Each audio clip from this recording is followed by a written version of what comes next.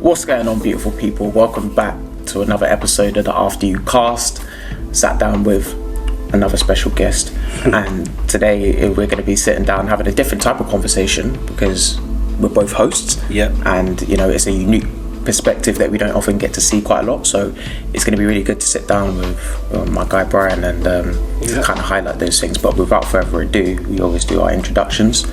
Please introduce yourself to the brother. Right, my name is Brian and I host a podcast called Drive by Brian. Essentially I interview guests as we are at the moment, and yeah, so it's I've had a few episodes, so please check it out. And yeah, it's just a free-flowing conversation type of podcast.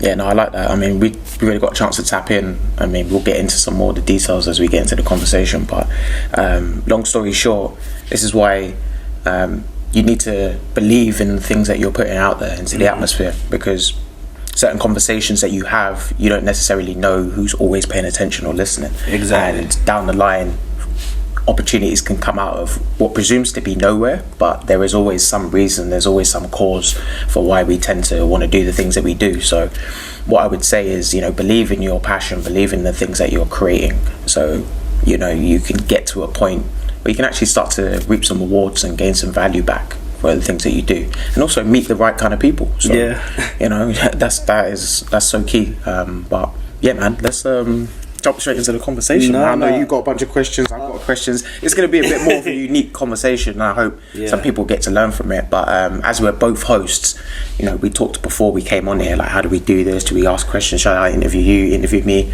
But we'll just kind of let it flow naturally, kind of ask questions back and forth and 100%. Give you guys a perspective of what a host would think of. You know what I mean? 100%. And thanks for having me again, Diego. It's good, man. It all started from, actually, I was taking my daughter to a local park, and I came across yourself, and I think you were with a friend and another lady. Okay.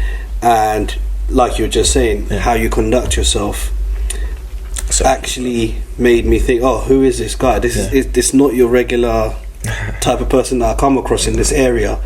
So then I just had my ears out, and I thought, this is it's a good brother here talking some real deep stuff. And little did I know we'll be sitting here today. This is what we're saying, it's a small world, and like you said, it opens up opportunities. So true. One of the questions I actually had is based on your social media. You have a quote or a saying that says, "Manners maketh the man," and yes, I can see why. Could you elaborate a little bit on that one? Yeah, absolutely. So anyone who hasn't seen, it's actually a quote from the movie The Kingsman, right? And it's just kind of something that has stuck with me. But long story short, I've always kind of been raised in that environment of being aware of where you are, being aware of the kind of content and the way that you want to be perceived. I think that we're dealing in a time today where a lot of people are trying to break free of judgment. I think a lot of people want to be able to move in the world without being judged or fear of being judged by others, but I think initially that's kind of impossible, if that makes sense, you know. So we're always going to be judged regardless if we want to or not. And correct. I take the stance that if you are going to judge me, you're going to judge the best version of me. I'm not going to allow you to judge me slacking and me just messing around and saying a lot of things and acting in a way that I wouldn't necessarily act, or the way that I want to. Right. So when I say "manners maketh man," it's actually a quote that is said in a movie, and essentially meant to allude to be a gentleman, to be respectful, to have manners, to have decency. A lot of things that can kind of get laughed at, if we're being honest. Like, no, it's true. Online, it's like, you gotta be cool, you gotta be the guy, you gotta be getting to the bag. All these nice statements that sound good, but ultimately behind all of that, you know, a lot of people are, you know, going through tough times. They're struggling. 100%, and I think it's a kind of like a facade, like an image that you're portraying, and how long can you sustain that image? And like you're saying, if certain individuals are watching you, whether it be family, friends, like we were saying beforehand, that you could be having your little cousins or little sisters watching what you're portraying out on social media. where you're angling at a certain crowd, but it's out in the open, and judgment is it's out there. It's been said. Continuous, yeah. Yeah, it's out there, and so when I say the manners maketh man, it's the manners precede you. Sometimes it's like you can say certain things and win people over when you get a chance to speak to them in the flesh. For example, you could have maybe come into this meeting or this conversation with me and you. I'm not too sure about this guy. Like, if I put out a bit more of a, shady, let's say, image or something that was harder to actually figure out who I am, then you'd come in with more questions. Like, how are you? Like, is this guy actually who he says he is? He's actually going to be congruent to the things he says online? And, then you can win people over. However, there are certain things with certain people, they will just disqualify you straight off the bat. I've been raised in an environment around quote unquote wealthy people, quote unquote intelligent people, suburbs, but also around a lot of working class people as well. So I've got that healthy balance of understanding the grit, determination and brawn that it takes for a young man to find his goals and to get to where he needs. But then also the decency and respect and manners to be able to conduct yourself in the right way in certain environments. Well, talking of environments, we're in Slough at the moment, and I don't know where. I think if you're going to put it into context of London, London would say Slough is not great.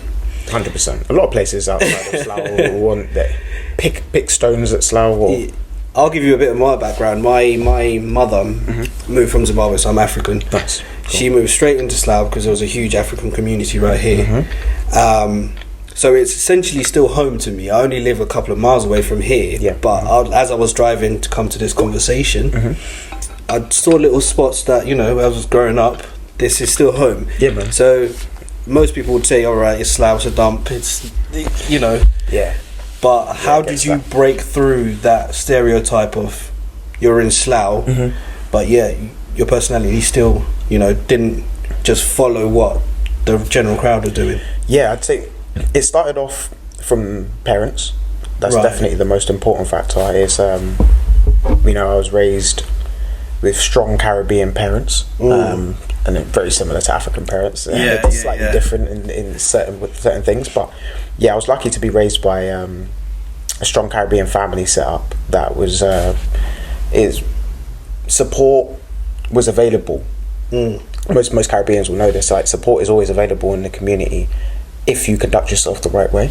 Okay. And then coming from a Christian background, I was always kind of respectful of what my elders thought, of what the people around me thought. So as much as I've grown up in an area that could be considered a bit rough and tumble and a bit gritty, there's certain values and certain ways that you have to carry yourself that I kind of picked up quite early. I was an only child for a good amount of time. Okay. So up until I was about 8 or 9, until siblings started coming.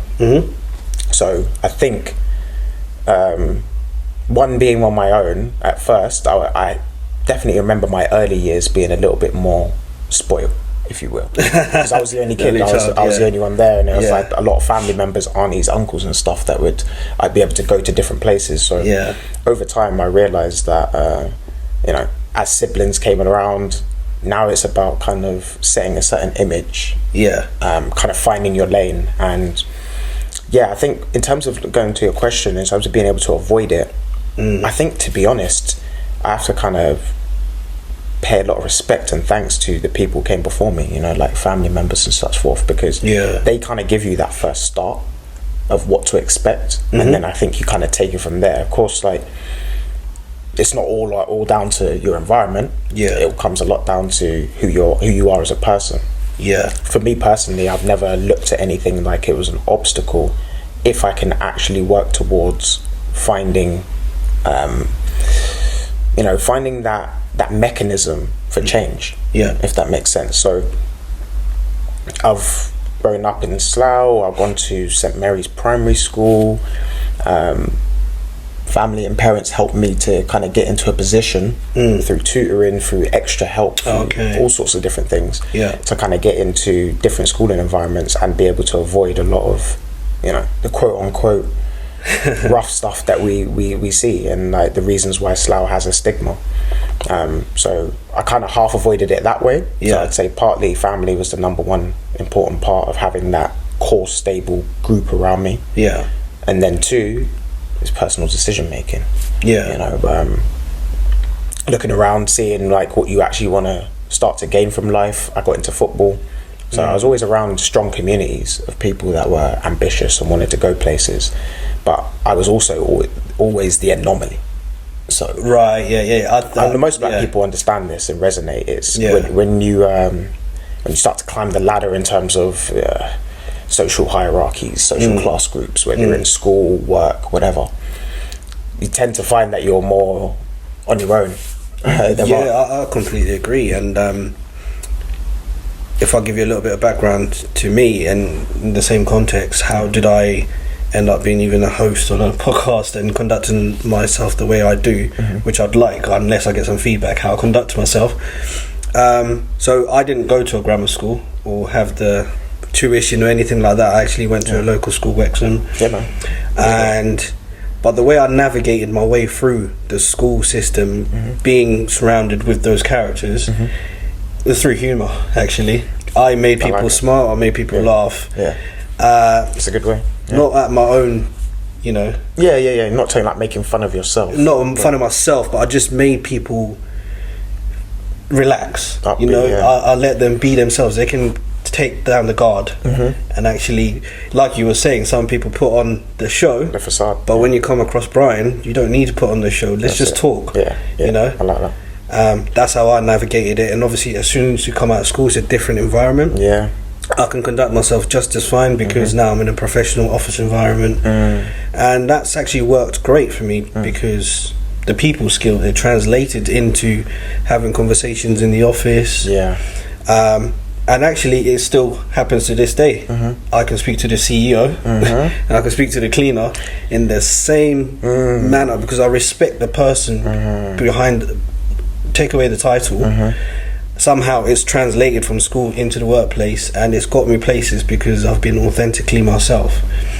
That's so true. It's been very, I've been blessed with that at least. Yeah, brother. I mean, that's huge, right? When you talked about speaking with the CEO and the cleaner, like, that's that's spectrums of people, but I see people, I don't see titles. 100%. Yeah, that's a huge one. I mean, having that ability to having the humility, because you see, I even see it with people that sometimes you're in interactions with, like they almost need the community group to like condone or to like support their ways of thinking, if that makes sense. So it's almost like, say we're sitting in a group and there's a bunch of us and somebody comes into the room wearing something outlandish or crazy, super crazy bright colors, whatever, you know, if a couple of us in there, like, we're like, oh, look at that person, that's crazy, that's mad. Like, it's group dynamic thinking, and it's essentially, oh yeah, that's crazy. Yeah, and it can be, especially in early years in school, seen as picking on. It can turn into bullying, it can turn into just essentially isolating people because they don't fit into a certain core group and dynamic. And I was able to, I think, navigate through all of that by adaptability and being versatile. So I was always trained from parents and stuff, hey, you know, this is the way certain people are going to look at you in this environment, this is the way you're going to be received here. So I think I always found a way to be seen as valuable in every environment I'm in, right? If that makes sense. For example, you just mentioned at school, I could be cool enough to be on the playground, and athletic enough to be one of the cool kids, but in the classroom I had the decency and respect to know, hey, my parents didn't mess around to just get me in here for no reason. I'm not going to sit here and just mess around with that opportunity. So it was a constant shift and divide, because the playground kids that you're cool with, when you go into the classroom, I could switch into being a good student, and paying attention and not wanting to get involved in the class chit chat. So the boys that like playing, they look at you slightly different now, if that makes sense. Because it's like, right, you fit in with us, but then you also come in here and fit in with them, and you're here with the nerds, and it's just like, I don't know how to kind of take someone like that. And then you can kind of, unfortunately, some people can label you as being wishy-washy, or you're willing to just jump into different groups or whatever fits the day, and being fake, exactly. Yeah. And it's like, I just think it's a lack of education. I think it's a lack of patience and humility and training. A lot of people aren't trained to be open-minded and trained to be versatile. That's the key word, open-minded. Like you're saying, if you're shaped by whatever's in your household, and you just, you carry on with that narrative, and if you're not open-minded to discover new things or talk to different people, that's another thing actually. In the school, I used to talk to everybody, again, the nerds, the cool kids, like everybody. But I wasn't a footballer like you. Yeah. So I had to use my mouth. So I had to conduct myself. So I guess, through training of just talking and just watching and analysing people, silently working my way through it, just and figuring out who you are, and it's gotten to where I am today. I've got one of the questions I wanted to know is Minds to Motion. Did I say it correctly? Yeah, Mind to Motions. Mind to Motions. Yeah. It's all about mental health. Yes. Where does that stem from? What is it personally your thing? As in a personal thing to you, or is it just that you worked in the industry, or? I think it was a little bit of both. It was kind of, because it kind of coincided around COVID-19 when that started to come around as a thing, and around the lockdowns and things like that. Basically, one of my favourite music artists is an artist called Roots Maneuver. Oh, yeah. And it's another musician I was introduced to from a young age from my dad and some of my dad's friends in that circle, and it's like underground rap from a Caribbean British artist. So there was a lot of like relativity in there, which relates to where we come from, because long story short, my family are from the Caribbean, particularly Jamaica, Barbados, Antigua. So having somebody that resonates with the way that you sound is important, so particularly in music. So long story short, he has a song called Mind to Motions. Okay. And essentially I wanted to encapsulate that concept into an actual visual project, because a lot of us have ideas, thoughts, and they never really translate anywhere. And I thought it was a perfect name to be able to have something that begins mentally and as a thought process, and then can develop actually into a real action. And as opposed to being a buzzword or catchy phrase or title, I wanted to turn it into something that was more meaningful and valuable, more impactful. So essentially it was mental health discussions. I started off the first 5 episodes are on my YouTube channel, and I've just finished filming the 6th one actually. But the first 5 were meant to be initially a foundation, just to set out and to put out my personal thoughts on what I believe mental health awareness to be from my current state of thinking. So I didn't want to be disrespectful by throwing my opinions out of what's there. I kind of wanted to give what my thoughts were on based on what I know. So it was essentially it's turning into a project about mental illness, mental health awareness, and probably even general health awareness as well. Just starting off with myself, as I said, and then as things progress, I would like to bring more people on who are a bit more knowledgeable about the specifics, the science, the stats and the figures behind it, so that we can have like an educated conversation about genuinely what mental health is. Because I think it's getting thrown a little bit into a buzzword category, where it's being used to add levity to what you're building. Correct. But there isn't much of an explanation for what it is. It's so vague to say I have mental health issues. I think it's kind of diluting the seriousness of some people that genuinely have it. And I don't like that. I don't like the fact that certain people are genuinely going through these things and they don't have the resolve to get up and to just use it as a word and go about their day. They're actually going through it to the point it affects their day. So I wanted to create a project that could speak to those individuals, and just highlight some of those points that mental health is highlighting, in terms of fear, anxiety, stress, worry of finance, so many categories that, especially in today's world, we have to worry about now. So yeah, long story short, it just turned into Mind Emotions as essentially a mental health awareness and a mental illness platform for discussion. And that's what you turned it into, something visual for people. Yeah. No, I love that. What's essentially, because I run a Drive by Brian podcast, which started off in my car with some microphones, and I just went for a drive. I like it. But the word drive also has another meaning, which is what's driving you, what's pushing you towards a certain goal or target. And if I was to ask you, Theo, today, what's your motive? What's your drive? What's the reason? What's your why behind all this? Behind the podcast, behind the creativity? I would say that my purpose is essentially, it's kind of funny, is actually recently I've been thinking about this, and it takes a bit of time. I think in life, I turned 30 last year, and I definitely have felt a shift in how I conduct myself, right, and also the willingness to enter into certain projects, and then also willingness to say no to certain other ones. I feel like I was in a period of exploration for a while, where I was just trying to figure out, okay, does this work, trial and error, those sorts of things. And then I've kind of got to a point recently where I'm kind of discovering more of what I'm good at doing, and I think my calling or my true purpose is to be able to do what I'm doing now, which is be able to bridge and have conversations with people from vast different backgrounds.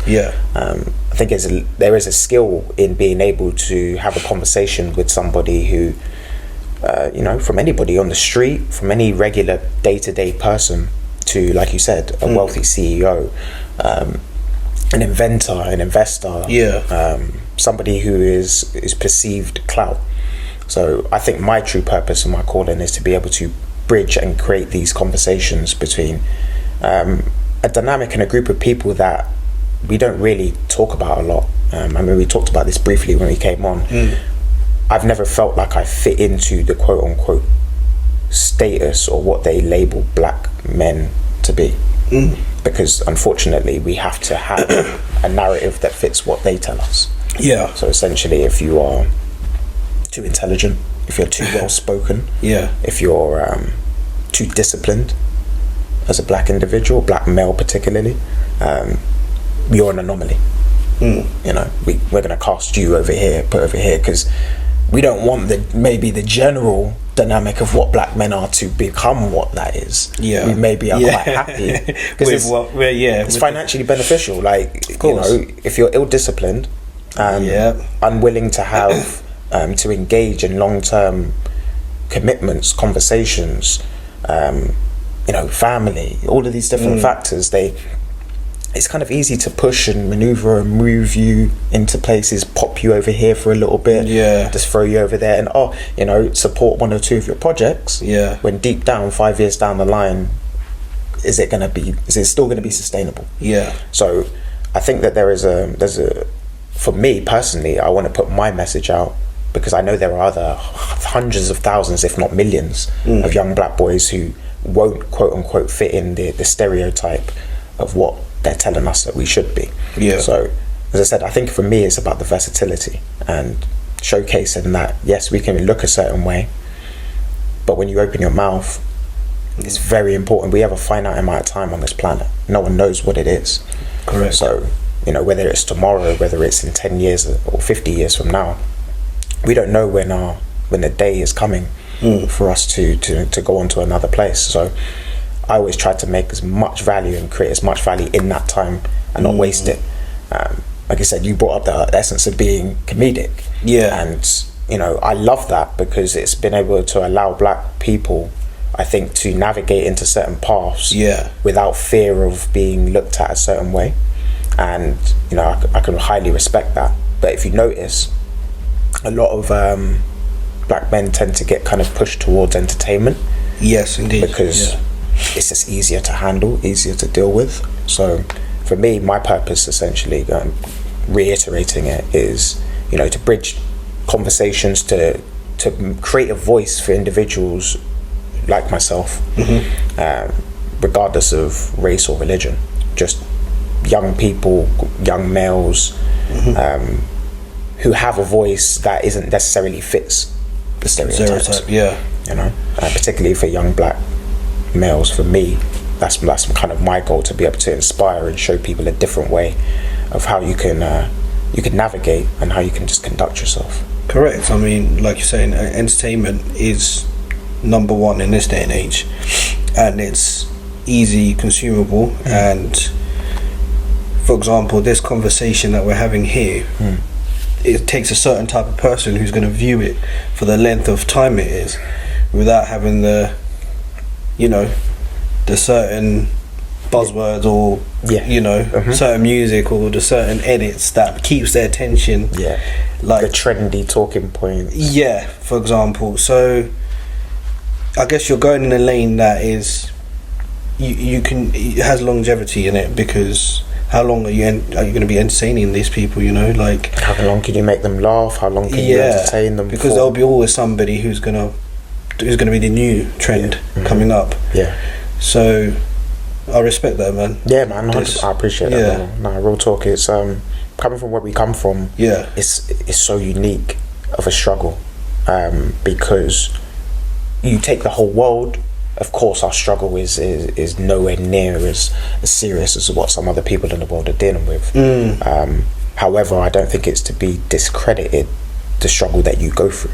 Everyone's uniquely different in terms of their environments. So just because you're raised in a quote-unquote first world country, in a so-called environment that is perceived to have money or wealth, doesn't necessarily mean that you have access to any of it. You know, I know loads of people who are growing up in and around Slough. I mean, we're right around, a lot of people don't know this, but in Slough we have probably some of the most elite professionals in the world. And when I say that, I mean, I'm not exaggerating. I'm talking about, we have everything from Pinewood Studios to production houses to hospital care. We're in the Royal County. The Royal County of Berkshire. You know, the Queen chooses this part of the land to live and call home. That's incredible, because, you know, protected animals, protected wildlife reserves. You look at Clifton National Trust, you look at our national parks, they're all protected places, because we live in a part of the world where, luckily, this is the part of the world they kind of chose to capitalize from, aka the capital, you know. So it kind of gets to a point where you can be in and around greatness and around things that can improve your life and to give you a more sustainable long-term future. But you can kind of just get a taste of it or see it. And a lot of people come from where we come from. That's kind of what happens. They end up kind of moving around, seeing people that have money, seeing people that have status, seeing people that have built up successful futures, but getting the in to get that opportunity is so difficult, because it's about personality, it's about relationships and trust that is built up over time. So if you don't have that discipline, you're kind of setting yourself up for failure where we live. You know, if you're looking for it to be a little bit more entertaining, I mean, probably America and other parts of the world are a bit more suitable for you. Because they're number one at that angle of that's their game. Like, entertain, excite. That's the game in America. Engaged and into whatever they're into. They got to build those traditions. You know, it's a younger place in terms of establishment and country. So you know, you look at the UK, it's old traditions, and it takes a long time to kind of get to that point of figuring out what your purpose is, what your goals are, and actually how to get to them. So as I said, just rounding this back to how that relates to myself and Slough is, I said, we're in a very unique position where you can walk outside right now and see a bunch of homeless people that are wandering around, from top CEOs, ex-Olympians that are going to take their kids to Black Park. So it's like, it's a mixture of, and a lot of people don't know who these people are. So we tend to see the bad stuff. So we tend to see, as we just mentioned, the homeless people walking around, but you know, the streets not looking as clean and as fancy, as nice as they should be. But ultimately, the people that live in and around our area, though, are some of the most successful people, of course, in our country. 100%. I mean, if you're going to go a little bit further out, well, we've got Windsor. What else is around? Maidenhead, Bracknell, Gerrards Cross, Beaconsfield. So yeah, it's like we're in the middle. We're right in the centre. Yeah. I like to say we're like the energy. Yeah, and I think a smart man would kind of just look at those little pockets of areas that you're surrounded by and see how you can navigate your way outside. Like yourself and I could speak to these individuals around and kind of gain their respect. Precisely. Unless we do the stereotype thing and just keep, stay in our lane. Yeah, stay where they want you to be. Exactly. And it's limiting long term, and there comes a time what I've realised that anybody that I look back on that I knew growing up who kind of took that route of entertainment or fun comedy, unless it's authentic, it really isn't going to last. If that's who you are, that's great, because that is an important part of society. But I think what happens is a lot of people do it because they think it's going to be a quicker way to get to where they want, a faster way. I could cut this corner, but I can get a group of people to buy into me quicker. But it doesn't work like that. Like, the world doesn't work like that. We're all ruled and governed essentially by our production and what we actually put out. That's what I was saying at the beginning of this. Like, manners maketh the man, in terms of your energy and your atmosphere precedes you sometimes. So you go into certain rooms, people just genuinely get a vibe off of you. Yeah, you don't even have to say a word. Don't have to say a thing. Yeah. Like, how you're dressed and conducted. It can be good and bad, and depending on the person, doesn't always mean, or even if you put out good energy, doesn't always mean you're going to receive positive. Yeah, because not everyone's in the same frame of mind. Correct. So you could put out that positive message, and then it either falls on deaf ears, or you're met with jealousy, you're met with all these other different things as well too. So you always have to be on your P's and Q's, and I like to rather operate this way, because I know the people I'm dealing with, I can accurately judge where their heads are at. If they're constantly always in fun mode, always in entertainment mode, always want to just joke around, for me, I find that difficult to, as a person, to side with, to actually work with you, because it's almost like you're distracting away from sometimes who you are to make someone laugh, or to be funny. And as I said, if it works and that's who you are and it's authentic, great. But I think, as I said, a lot of people are doing it because it's kind of a quick way to kind of get people's attention. And like I said, our attention span is very, very so limited now, man. Very limited, and so very, very short. Hence, getting shorter. Hence TikTok. Why is TikTok doing so well? Because it's easy consumable. Attention span is just it's crazy. I guess it works for the company. It keeps people's eyes and on their platform. It definitely does. But what you don't see is, as a consumer of such things, you are the product. You don't realise it. You think you're just having fun, but why is your attention on something else? Why are you not? It's your time. Why can't you take your attention exactly elsewhere? This is another thing. And it's a finite thing. It's your time. Your time is so valuable in the 24 hours that you have. True. And what you choose to do with it, can't get that time back, man. You can't get it back, but then you can't turn back and say, why don't you have the certain things that you wanted done, or the certain goals, or why haven't you achieved anything?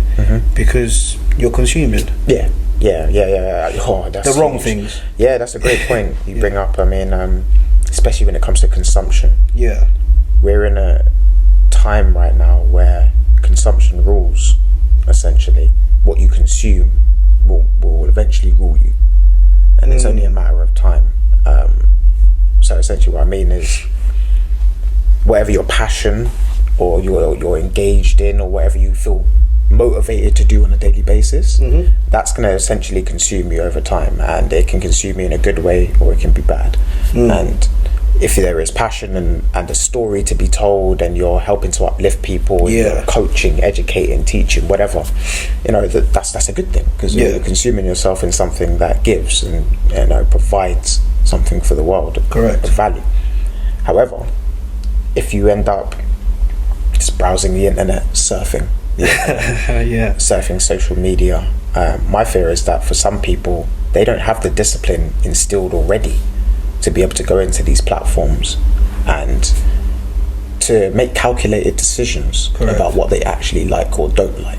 I think they're just exploring, and they're waiting to see what comes next, you know, scrolling through the timeline. Oh, what's the next video? They don't know. Yeah. You know, I like to calculate as much as I can. There's always going to be room for new things, and you try new things, that's great. But for example, in my feeds of content on social media, YouTube, Instagram, whatever it is, I only really tend to watch and engage in things from people that I know, and content that I actually want to engage in. Consume. I won't sit on YouTube and watch recommended videos. I mean, I think essentially it ends up being recommended videos based on content that you already watch. Yeah, exactly. So the algorithm does show you things that particularly you will like, that you'd like. So can you blame them? No, you can't. I know it just shows who you really are, really. Exactly. That's what I said about it being consuming you without. See, I have no issue with anything. Basically, consuming you in a way because you've made that decision for those things to consume me for the most part. Yeah. But what's scary about social media is a lot of us now are starting to basically be pulled and pushed into places that we don't even really know. Yes. what the purpose behind it is. Of course. Yeah. Like you could be watching your content that you like to see, but they can shift the angle a little bit without you even knowing, or you know, throw in the video that you didn't know. Throw in a little video here or there and be like, what's this? So the algorithm was not, essentially it's not really in your control. So yes, they're helping you watch the content that you want to watch, but they can easily shift your mindset, shift the way you. It's what's the most recent thing is Elon Musk just bought Twitter. Yep, $44 billion. Yes. Wow. And he's talking about he wants to make it better, make it an open conversation, make it able to edit your tweets, etc. and things like that. But with that much power, with that many eyes in your every single person's pocket, you've got the game. Basically, you can maneuver things more control the narrative. Yeah, control the narrative more than what the news can. Yeah, definitely. Because that's where we're putting our eyes. The news is useless. It's the socials. Who watches the news man. anymore? Like, I mean, I can't remember. I mean, maybe our grandparents will sit down and maybe watch the news because it's like an old pastime type thing. Yeah. But you won't catch young people sitting and tuning into ITV News. No, they're scrolling over Twitter, Instagram, or the social platforms. Or they'll type it in to find the information that they're looking for. So like, like you said, we're kind of ruled and governed, man, like by consumption now. And you're either in. You kind of got two options, really. You're in the frame of production and creation, or consumption. You're essentially one of the two lanes. You either produce content or you consume content. Yeah. And most people consume content. Yeah. And this is where I think mental health has got to such an incredibly dangerous level, because you're overwhelming people with content that they're not even getting to like physically, tangibly connect to. Yeah. They're just, everything's digital. 1,000 miles away in some room with a group of people talking about something that they enjoy, but they'll never meet them. Correct. They don't have a desire to meet them, or and they don't have to. The world's telling you don't have to anymore. So I think that removes a certain part. Like, we're having this conversation here. Yeah. There's certain things that will be stuck in our memory banks permanently. Whereas you watch something online, I'm sure. How many videos did you watch on YouTube yesterday? I'm sure you watched some. Do you remember everything about each video? Like, no, just most people pick out a few things. Like, oh yeah, I watched this video on this. Yeah, and you'll probably get the general point of it. Yeah, but it's unlikely that we've actually retained a lot of the information we actually need to use moving forward. Yeah. So what happens? Well, they plug that gap with lots of filler. So when we're online, we're just getting lots of reminders of content that we've already watched before. Yeah. And it's almost like refreshing. So imagine if you went to school, they give you an exam, and then they're constantly just giving you a new exam every day. There's no revising anymore. There's no sit and actually absorb the information and be able to make a decision based off of what you've learned. It's kind of just like take it for what it is, absorb that in and move on. Add it to your your inventory. As opposed to your database of what you know.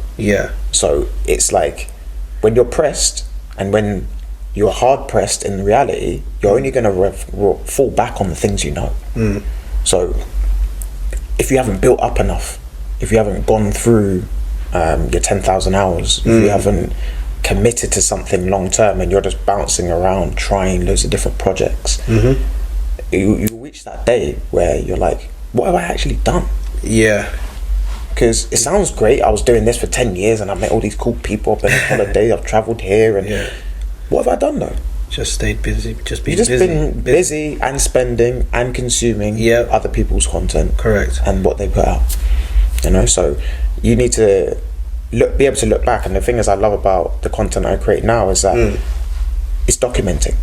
It's documentation of, I can look back and I can see improvements because I can see from season 1, right, cool, well, maybe I shouldn't film it that way. Maybe I need to pay attention to how I'm setting it up moving forward. Correct. But most people, if I'm being honest, they don't even want to get through a full season of anything and then do another one. It's like, I want season 1 to bang. Everyone must love it. It must go viral.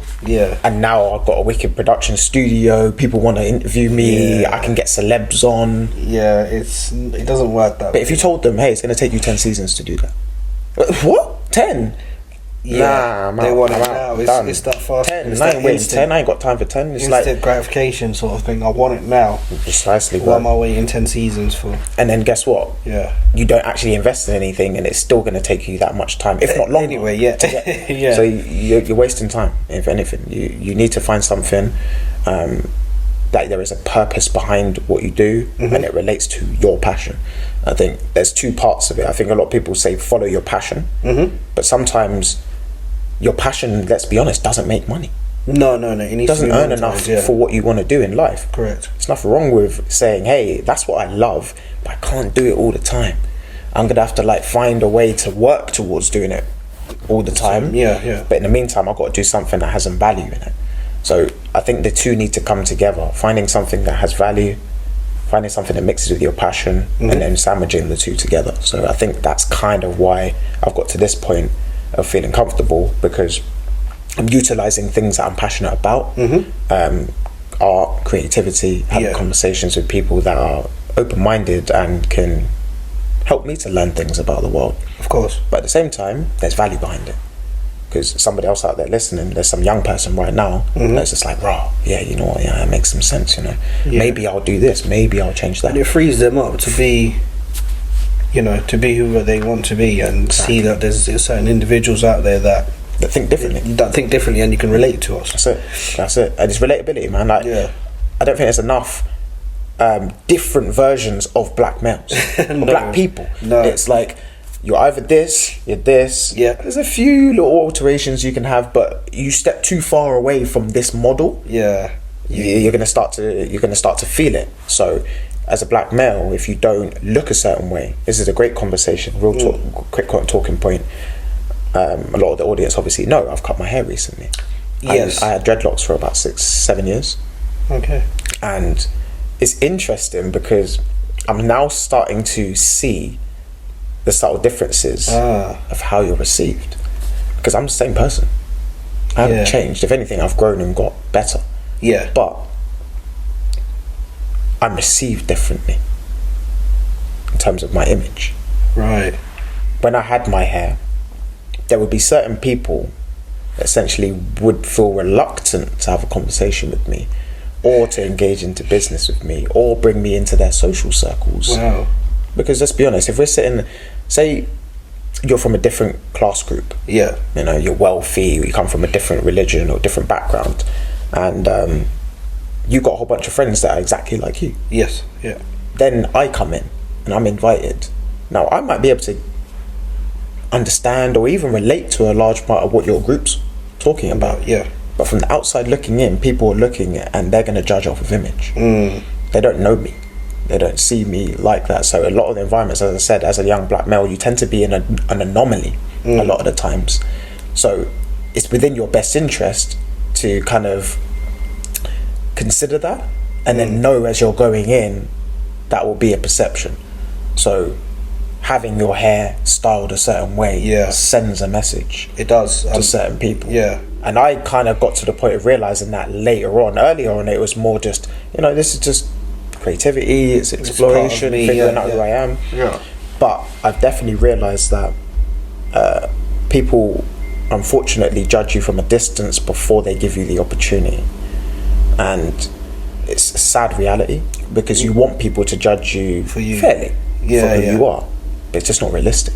No, it's true. Because they don't have time to get to know you. Yeah. So they're only going to look, see, oh, okay, actually, cool. I'm not going to deal with this person. They're like, maybe not. I don't know. Maybe. Oh, he knows him? Okay. All right, cool. And then they're trying to find a way to make it work. But like, we know we're very judgmental. The worst saying is really don't judge a book by its cover. Because that is what the world is today. It's the cover. We're focused on that is all image. The world is. Social media. Yeah. That's the cover. Yeah. Instagram, YouTube, it's a cover. Yeah. When we talk, everything's a cover. It's like you don't actually know anyone until you know them. Until you get to know them. So judging a book by its cover is exactly what we do today. We judge every book by its cover. We do it front, back, nah, don't want that, dash that. No, I can relate to that because one of my first jobs actually, I was working for a company in Staines, and there was like that area predominantly. There's not too many black people. So there was a lady I was working with, and she'd never spoken to a black guy, male or anything, and she had this idea in her head what they are like. A lot do. Yeah, which is fine. I don't get offended because this is like I can feel it coming. I can feel it. I know what's coming. It's about to be the you're not like most. Yes, that's exactly what I got, and I was like, what did you expect me to be? But Theo, like you said, I am who I am, and I've always conducted myself in who I was in the office environment. I'm going to conduct myself in the office environment. Would you expect me to come and do stereotype? No. I'm coming like, blood, walk on. No, I ain't got time for that. I stayed like so. After having a conversation with me, became very good friends because. And she was open enough to say, "I've never spoken to." It's always surprise as well. Isn't it? Yeah, she was very surprised. Like, why aren't you like this? I was like, I don't. I'll be acting if I was. Yeah. Do you know what it is, bro? It goes back to what we talked about earlier about the conformity. Yeah. You're seen as a. I don't want to be bad saying this, but you're seen as like somebody who can be discarded or pushed to the side if you operate the way that we do in a professional, articulate manner. Because, as I said, there's a stereotype set for us. Like, if we played it into our perfect stereotype, the world would receive us a lot better. Because we're not rattling the cage. We're not upsetting people. We kind of fit exactly what they expect us to be. So when you come in, I've realised it in so many environments, from football to school to education, it's very uncomfortable for people who kind of put an image out for you, and then you discard that whole image and you give them something completely different. But then there's an element of intimidation in some cases of that. But then it's also just indifference because you stand out so much from the average. So if you're not coming in effing and blinding and swearing and embarrassing yourself, it's like, oh, you're different. You're not like most. And it's just like, because you told us that most do that. And you encourage it. And you pay people to do it. Of course. That's the thing that really frustrates me. You do. Bro, like, hit the nail on the head. We're trying to negotiate for contracts here. And I have to compete with people who are willing to do debauchery. They're willing to do their maddest. Just for the bag, for the peas. And I'm like, but the reason why that money's allocated is because of the agenda behind it. Yeah. The reason why it's difficult to earn sustainable money and become wealthy is because it takes time. It takes discipline. It takes doing stuff that people don't like to do. It's not fun. It's not entertaining. So they want to continue ushering you towards the entertainment, which is quick money. It's fast money. Fast money comes with slow problems. I've heard that from a couple of quotes from some people that I listen to, but it's one of the ones that stood out to me the most. It's fast money, slow problems. Because if you're getting it quick, it's probably a reason why you're getting it quick, and it's probably because somebody wants to make theirs long term. Yeah. Oh, I like that. Because while you're there getting your quick money, you're just one person. Once you're done, rinse, repeat. The next person comes in. There's a system in place. I create the company that you guys come into, so I make the money. You're like, we're talking about Elon Musk. Yeah. How many people are on Twitter? He's just bought the whole thing. So you're his customers now. You're the people that you're his clients. Like he can navigate and be like, all right, cool. We got 100 million people over here. We got 10 million people over here. They can start to compartmentalize conversations. Exactly. That's what I think is going to happen with the metaverse, with social media. So is it just as big as Facebook doing the same sort of thing? Yeah, I think so, to a degree. Silence probably the people you don't want to hear from, or and be able to, because it's sometimes but maybe sometimes it's not even necessarily silence, because I think now we're very cognitive of censoring. Everyone's very cognitive of like, oh, my freedom of speech. And you're like, there's never been freedom of speech.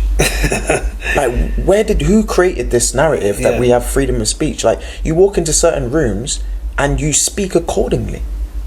100%. If you walk into a kindergarten or a nursery, you're not going to go in there loud and abrasive and make loads of noise. You're aware of your surrounding. Besides, we've always been that way. So you could say freedom of speech, yes, but you walk into certain places, a doctor's practice or a hospital or anything, you will conduct yourself a certain way. It's just people don't want to admit that. So they want to act outlandish, or the way they want, should I say, wherever they want. And that's kind of what it is now. Social media is giving the ability to create digital space that you can be yourself at all times, even if that yourself isn't respectable and you don't want to show that to everyone. That's why everything's compartmentalized. Like, you got your close friends on Insta. They see a different image than what your general group see. Because you might post up all your little nice little posts on Insta and everything's all looks good. And then you see a couple of stories that only get sent to a few people. And you're like, oh, that's what you're getting up to. Oh, okay. And it's like, as I said, we're all human beings. We judge.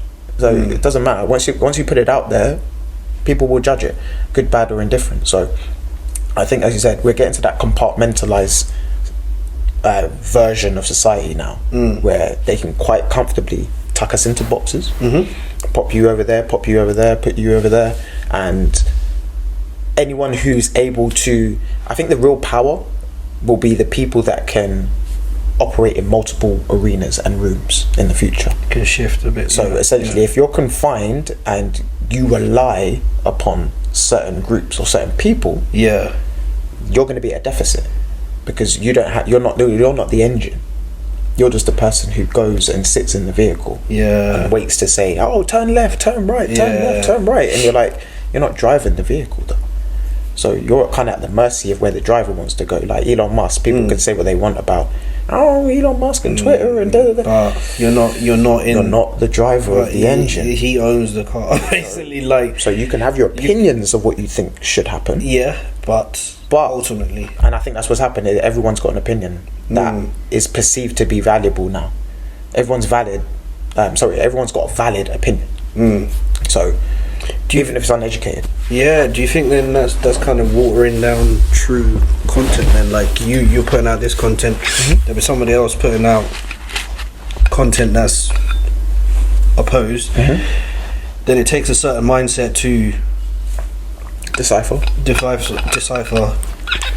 the two and kind of pick. Well, you got to give people their edge and say that actually, they're wise enough to know the difference. Yeah, for the most part. I think that So essentially, you're kind of saying that, like, what are we trying to look towards? What is essentially the future goal? Yeah. Okay. So, I mean, from what I see, it's like you said, the deciphering in the next 5 years, for example. Yeah. I mean, let's say I think in the next 5 years, we're heading to a point of original thought not really existing. Wow. Because it will go against the grains of so many groups and communities. Independent thinking requires independent people. But if we're all essentially online or in certain groups, we're kind of confined to what the group dynamic thinking is in that group. Because you can go against the grain, but then are you going to get the results that you're looking for? So if that makes sense. So like you go into work, if everyone at work agrees with this, and you come in like, nah, that's ridiculous. Well, unless you're the boss, you're gonna have to like submit to what the majority wants to do. And I think we're gonna see much more of that in, you know, online businesses, brands, relationships, partnerships, friendships, everything. I think all stages of society is going to get to a point where we essentially we all have our own little box, and they comfortably just tuck you into that box, and because it makes sense for them. It's easier to monitor, easier to track, and we're moving into the time of stats and figures ruling over, you know, personality and character, because again, it's easier to monetize that. You know, it's hard to monetize personality and character. Some people have it, but it's way easier to just put them into this little box over here, and everyone's like that over there, and you know, this much we allocate this much to them, we allocate this much to them, we distribute this here. And so yeah, as I said, over the next 5 years I think we're going to see way less original thought, way less independent thinking, a lot more group dynamic thinking, a lot more reliance upon others. There's not many people that can stand on their own 2 feet and be self-dependent in a world that requires you to be connected to things at all times. So having hobbies and passions and all that stuff on the side, that's great, but when it comes to making money, you're going to need to appease certain people. You're going to need to fit into certain groups. Do you know what? Even on a small scale, I believe that I don't know. I never had a LinkedIn account. Because I've been in my workplace for so many years, and then one of my friends said, "Oh, you're not on LinkedIn," like, as if I've you know, I'm doing something bad. You don't have a LinkedIn account. And I was like, nah, and I just why should I? I just thought it's another platform. Which it looks like it is. It's another social platform, but rounded as it's a professional setting. But it's the business platform. It's the business platform. Yes, I see posts, but it's essentially the same. Everything's repeated. You're just calling it professional. Fine. My profile is the jobs I've done and the education, and the people I've worked with. I connect with those people, which I can see the good side of things, 100%, but at the same time it's throwing me into something that I didn't want to be too involved in. I know what you mean. And then you're also expected to keep it up as well. You have to keep it up, and it praises the ones that are most active on there. That's it. Because the aim of most social platforms is keep you in the platform for the longest consistency. I don't know, man. I don't know how I feel about this, because it's great for creatives. We've got somewhere to put for the world to see us on, but at the same time it goes against us because it's sometimes for the wrong reasons. Yeah, definitely. And like you said, it's heavily weighted towards a certain group of individuals as well. What I tend to find on LinkedIn is, unless you're wearing a suit and tie, it's kind of hard for you to get that real respect. And then even after you're wearing a suit and tie, it's about the portfolio credibility. So having credible companies that are, you know, that have lasted the length of time or have been around for a while, that's when you tend to see the engagement at its highest. So, you know, if you're a top IT consultant that has done work for, you know, IBM. Yeah. And then you've HP. done a bit of work with HP and Yeah. Microsoft, and now you're working as like a logistics guy at Apple. Like, yeah, of course, you're gonna have all those popularity savvy connections. Everyone's there with their white background, smiling, and selling an image. Well, as I said, it's not to be discredited because we're all selling an image. Each platform has a style. Yeah, and that's what I was going back to earlier, where I was talking about throwing you into certain groups and having to fit a certain energy before you even step in the room. So let's say you go on LinkedIn and you take your Twitter or Instagram profile on there. Wow. Exactly. You're there cheesing, taking pictures and chilling with the man them, or having jokes on the weekend, anything. But is that fair though? Is that really fair?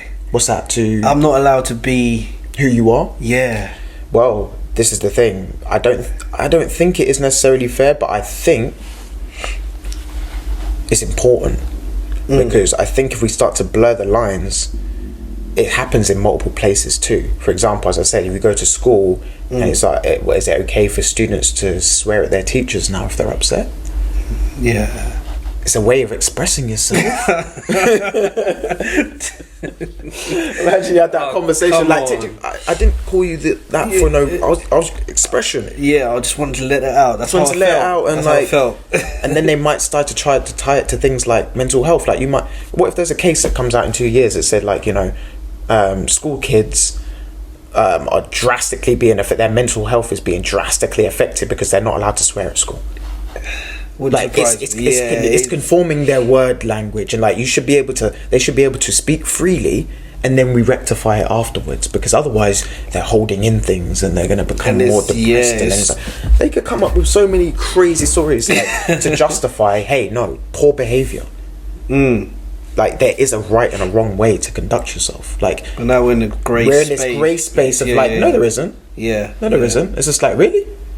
It's like, if that's the case, then how did we get to this point in society, like, of relationship building, building families, having respect for people that educate us, teachers, doctors, and even like accident and emergency people that people run into burning buildings still today to save people. It's like, how you can say you can't conduct yourself in the right way, but I always think there will be unfairness. There will always be double standards. There will always be certain scenarios that just won't be perfect, and I think that's what makes the world incredible. I think that's what makes it a special place. Each scenario, all in this melting pot of just exactly, and let it be. 100%. I think that, as I said, I don't like to conform and tell people they should conform to this way of thinking, or you must do this only if you want this. No. Just to recognise. But there's a recognition, and if people go in armed with the knowledge that, hey, if I conduct myself like this in this environment, probably not going to get the results. And instead of getting upset with that and saying, you just don't respect me, you just don't appreciate my differences, I'm not like everyone else, blah blah blah blah blah, what happens is you're trying to convince yourself of something that you know is not reality. Like, once you kind of know what things are, like, you walk into certain environments, you get a taste of the mood, you get a taste of the environment, the pace, how it operates. You can't come in and do the opposite expecting all of the same rewards that everyone else is in there getting. Now, that you could call that unfair, but then it's like, well, essentially what you're saying is fair is everyone gets a fair shot regardless of what they do or say. And then that's a scary place, because then people who really just want a bit more sinister, or they want to kind of operate behind closed doors doing a few more things that can be considered shady, they could be able to get away with it. I see that. And then it will really upset people, because let's say you're there working away hard for a year, 2 years, investing time into your part, into your craft.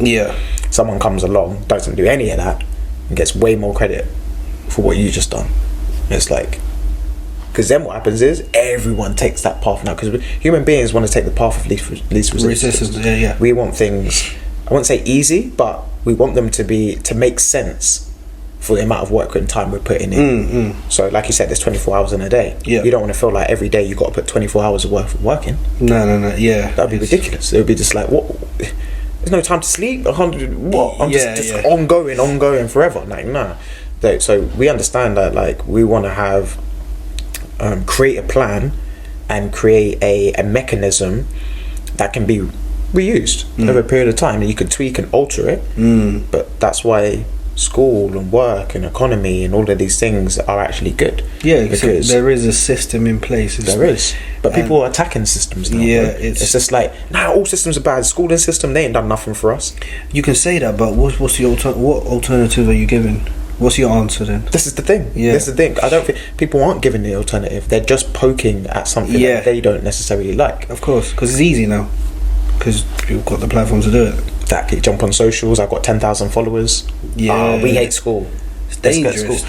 Dangerous, man. Yeah, man. It's a dangerous precedent because, as I said, I don't think there will ever be true fairness. There will always be some level of unfairness. There'll always be some level of a double standard. Something applies to you that won't apply to me fully, and vice versa. And I think that's just reality. That is the reality. As opposed to making everything this one standard where we kind of just expect certain results just off the bat, and it's like life doesn't work like that. The world doesn't work like that. So, as I say, going back to essentially where we're heading towards and what the future is looking like, it's you're essentially going to be governed and ruled by your passion and your purpose. And God forbid you don't have one. You know what I mean? Because that's where the people who can be controlled the most are the ones who don't necessarily know what their purpose and passion is. Yeah, they haven't taken the time out because you've been on this hamster wheel just rolling around and trying to figure it out. And it may take time. As I said, we're not trying to put, it may take time for some people to figure that out, but you must figure that out. 100%, because I put a post out saying, define yourself for yourself, or you'll be swallowed up in other people's perception to be perfect. Bars. And I said something kind of similar. It's funny. I said something on my my Instagram story saying, present yourself or be represented. Oh, nice and shorter version of it. It's essentially the same thing though. Yeah, it's like, if you don't present an image, if you don't put forth something, quickly people realise that and they say, alright, you ain't doing nothing, come over here. Exactly, that's what I was saying. You can do it for me. I was saying define yourself for yourself, so find out who you are, what you want to do, what your path is, or you'll be swallowed up in other people's perception to be perfect. They will define who you are, they will put you into a box, they will tell you do this, because you haven't taken the time out to realise who you really are and make yourself happy or make yourself money and just find out, I think it's really important just to stop scrolling, take yourself out into nature and just think what your steps are. And like saying with the hamster wheel thing, it's just to do with like the work balance. That's it. That's it. We literally, I could tell you my regular day is literally going to work, coming home, having dinner, play with the kids, go to sleep, repeat, come weekend, call it 2 days. Call it. Alright, let's just quickly do something before I have to go and do that again. I know. On the Monday, And we laugh about it, but you want to squeeze in whatever we can do, so then I can go do it back on Monday again. And then if I was to explain that to somebody else, I'm like, why are you saying that? You crazy? You know what I mean? Everyone's doing it. Why are you trying to be different? Why are you stopping and thinking about what's really happening in your life? I feel like I literally rattle a lot of cages when I say that. I was like, have you sat down and thought about, does it make sense? I'm sure you probably will as well, because sometimes I'll just end up saying, let me be quiet and think, just conduct myself for my family and my surroundings in a way, because I don't think people like to be challenged on their viewpoints and what they've been doing for so many years. Because you are what you do, and you are like that's what you product, the sum of the work that you put in. That's why so many people were shaken up with COVID, because they felt an identity to the workplace. That's it. this is what I do every day. I'm very attached to this image. This is me. And then when they were out and told to work from home, I don't know what to do with myself. You've messed up my routine. You need to let me out, Boris. Do you know what I mean? Yeah. Because you're the reason why I'm hurting, because I don't know who I am when I'm at home. That's it. Yeah, that's a scary thing, man. Yeah. And I think there's the ego is attached with people who actually become successful doing that. So like, let's say you you're right. You're the king or the queen of your work environment. So you go to work, you're the popular one, you're the one people like, you're the charismatic one, and like I said, you have an identity tied to that. Yeah. So when that gets removed or taken from you, you're like, damn, like what do I replace that with now? And then also, if you've been out there and making people feel less than, because you have that comfortability, that title, that sustainability of a job. Because I've heard many people that'll be like, oh, you're just I've got this job and people are just jealous of me because I've got this money and they just want to be me. And I think people want to find success in whatever they're doing, you know? So if they see other people that are getting that success, naturally you want to get a piece of that too. But I've never been one of those kind of people to ever throw out my accomplishments on top of people, if that makes sense. So my accomplishments, if I'm going to mention any accomplishment that I've done, it's never meant to overshadow somebody else's accomplishments. Whereas I think, unfortunately, that's what happens a lot of the time. It's like somebody throws out what they do, and it's like ego investment immediately. It's just like, oh, you did that? It's like, well, I did this, and then I did that as well. And I know this person, I know that person, and then it's just like association and all these different things. I guess this is society, that's how we conduct ourselves. I mean, what's the first thing you're going to say to somebody when you first meet them? What do you do? That's it. And then based on that answer that you give back to them, it dictates essentially where your message is going, where the conversation is going to go, where I put you on this hierarchy of how much of my time do I invest in talking to you. It's human nature, isn't it? It's human nature, and we've used it as a gauge to see where we're investing our time and energy into. It's like temperature. Based on titles. I would love to shake it up one day and just say I'm something else and see how it works. I would love to put could do it as experiment, social. It's the best way, man. Because sometimes you need to experiment to kind of get the best version or the realistic version. Realistic of it. And I'll just say, I don't know, I'm an Uber driver. See what just to see how. Are you going to spend less time talking to me now because you don't value probably what I do to make money, rather than I could be reading all types of books. It's just like the wealthy people that go undercover as homeless, or I like the ones where they go and work in their own companies, because that right there is a great microcosm of the world reality. Whenever you see those wealthy like business owners, and they go back in and like work undercover in their own company, it's always interesting, because you can imagine that person who started the business or whatever, they had an initial passion to get somewhere, but the difference is they're operating from creative control. So if you're at the bottom ends, you're working your way up to run a company, you got to create the things in place. You got to build the Lego pieces brick by brick, and once you built up to that point, that gives you the ability to go full circle and do something like, oh, let me go back in and undercover and see if I can figure out how things operate at the low ends. And then what they realize is that the people that are working in those positions, they're not empowered. You pay them the least, of course, from everyone here. And then your expectations of them are way higher than they should be. Like they should be great. For example, I build this podcast up, let's say 10 years from now, this podcast, I've got my own building, and there's people working for me as a staff. I will always be able to remember these moments, because where I had no basically extra perceived production equipment and on a high level. But the people that I then hire, it would be down to me to empower them beyond what I'm hiring them for, because they're not going to come in at this level and have the same passion and enthusiasm that I would, because I'm building it. They're going to come in and facilitate a role. So the best thing that I can see from working in, and the thing is why I've struggled to work in companies, is because I'm an ideas person. Okay. Yeah. So I don't see necessarily things. I see ideas, concepts, and systems. Those are the kind of the ways that I like to operate when I create ideas. I don't to create something because it looks good or whatever. There tends to be a purpose behind what I've built and created. So over time, as time to mature, as time to evolve and grow into something else. Yeah. And you know what I mean? Yeah, If it's just a bunch of light-hearted stuff that no one cares about, it's just discard it, throw it all in the bin.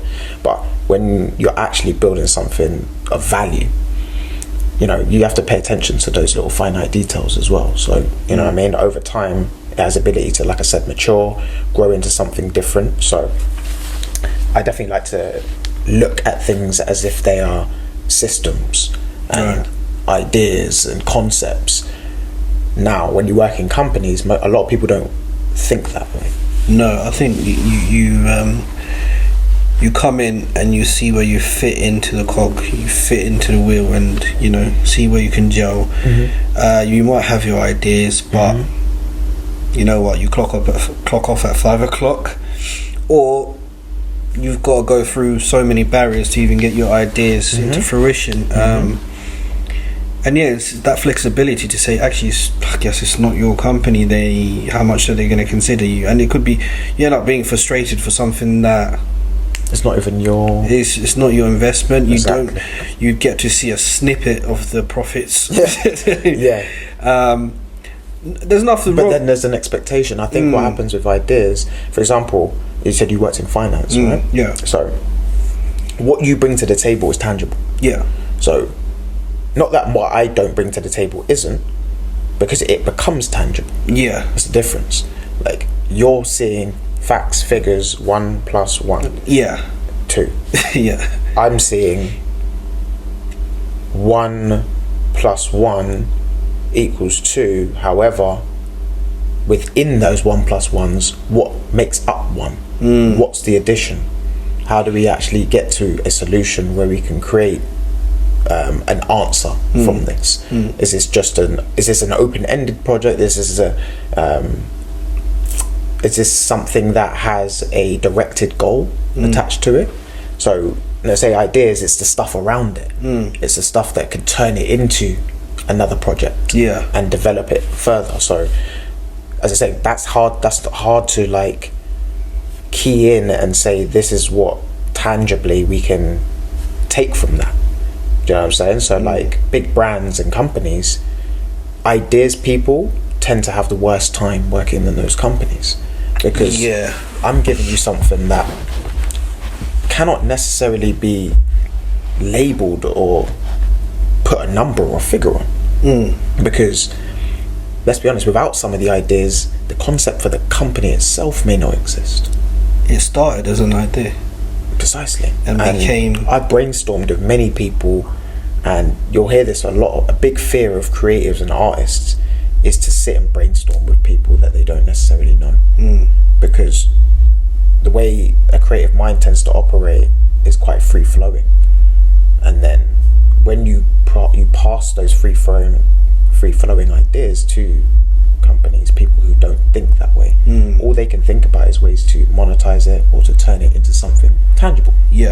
So there's this weird grey area in between that transition and process where it's hard to calculate and to get a finite number. As I said, with finance, it's pretty easier. You can come in and say, I provided this, I accounted for your books, I took 6 months worth of content, and then I was able to break that into this, and I was able to analytically break down, this is where you're going wrong, this is where you need to improve, and it's very just matter of fact. So analytics and stats people can come in, there's not much. Once you've done your homework and your research, that's kind of the role. The role and the job is to do the research and stats to figure out. Where I come in is say, once you've handed me those stats, what can I do with it? That's much more difficult, in my opinion, to now come up with a concept. Than to take something. Matter of fact, you're right. But then also at the same time, how many artists get paid more than financial accountants? That's So we could talk about the ideas that created this company. So let's take a random one. Nike. Yeah. Nike is a storied brand, aka the story is more important than the branding, the clothing. When you see the Nike tick, It's you the think idea. story. You think these documentaries, these athletes, these stories, these tough stories of things that I've heard, because they're a storied brand. Yeah. They base their strength in storytelling, in the individuals, the intangible things. So when it comes to creating the tangible goods, they've really won you over. Yeah, You're gonna pay. You don't even care. I could say, they're just gonna put the tick on anything, but it's when you see the tick, how do you feel about it? They hit like literally. That's it. That's beautiful branding, because you see just something like a tick, and then you feel value behind it. Yeah. They've created it's not. I mean, you see a Nike commercial, even today, you can see how much they're always high energy. Well, not necessarily always high energy. They're always like high in terms of storytelling. So whether it's documentary style, day in the life, or vlog, you catch somebody throwing their trainers, run out, alarm clock goes off, bang, they jump outside the house, they make their coffee, boom, they go for a run in their Nike tracksuit, where there's like some motivational words coming across the screen. Do you know what I'm saying? They're telling a story. They're telling you a story because they want the item to connect to that thing, to the feeling, that you're going to get, as opposed to it cost £60. Yeah, the cost doesn't matter. It's irrelevant at that point. Yeah, it really is. However, so the people who came up with the ideas for that story, they should be the individuals who are remunerated and looked after the most. But see, the only people who do are the ones that work at board level. So if I start the company, and relatively soon after setting the company up, I've got people around me that essentially have helped me build it from ground up, those ideas people will be paid well. So if you look on any board of any top company, a brand, there's ideas people there, there's brainstormers, there's people who think of concepts, but they're at the highest level, and they're with the people who built the business. So I can almost ask for what I want. There's almost a blank check when it comes to those guys. But anyone else underneath that, or if you're hiring somebody who's an ideas person, you're going to pay your accountant. That accountant's going to get 35, 40 a year, maybe more, commission, extra rates, we're doing extra stuff. The ideas person, it's a nice idea, but what they've done is they've cleverly found ways to say, we don't need to hire the ideas people. We don't need to staff them. We'll essentially just have them volunteer, come into the think tank sessions, come in and around. We'll host a little seminar and then bring a bunch of them young artists who have all these cool creative ideas, but we have the engine, the final say, like I say, we can take that. We're done with your idea, right? Let's make it into tangible numbers. Thank you. So it's thanks for the idea, concept. Oh, you know what? That would be great for you remember that project that we were talking about 2 years ago? And we really needed that. And they'll sit down and they'll initiate projects and plans without really needing you, because the idea is the stimulus, it's the spark, and the spark now creates all this other extra movement. So like that one idea of creating a storied brand for Nike meant that now they need a corporate department, now they need a marketing department, now they need advertising, now they need to hire staff for here. So suddenly thousands of employees are needed for this one storied idea. Because money's going to come from it and it sells as a good concept. So we're not valuing that one idea. Nah, there is no value in it, and even more now. Back in the day, it used to be like really valued. Like ideas people were like, I mean, like the Einsteins of this world, the great inventors, the great thinkers, they were revered because we didn't have many people who thought that way and actually went through it.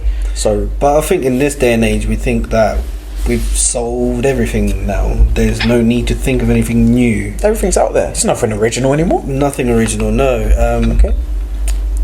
Well, if you think that way, then essentially whatever's out there, just be happy with it. Like we should have no complaints anymore. No, they need people like us to keep it refreshing, keep it new. There's always more, man. There's always more. Whatever the brain can think, it can become. You know, like yeah, man. I know. I always like to operate in the is it possible, or as opposed to it's not possible. Like, probe the question first. Like, I try not to discredit things before I know. And if I've got experience and I've got evidence over a period of time that this is just not working, then you can maybe say, all right, cool, maybe we need to make an adjustment or a change. But I think so many people, they give up so early, and then they actually don't put a lot of homework into, like, creating projects like we're doing here.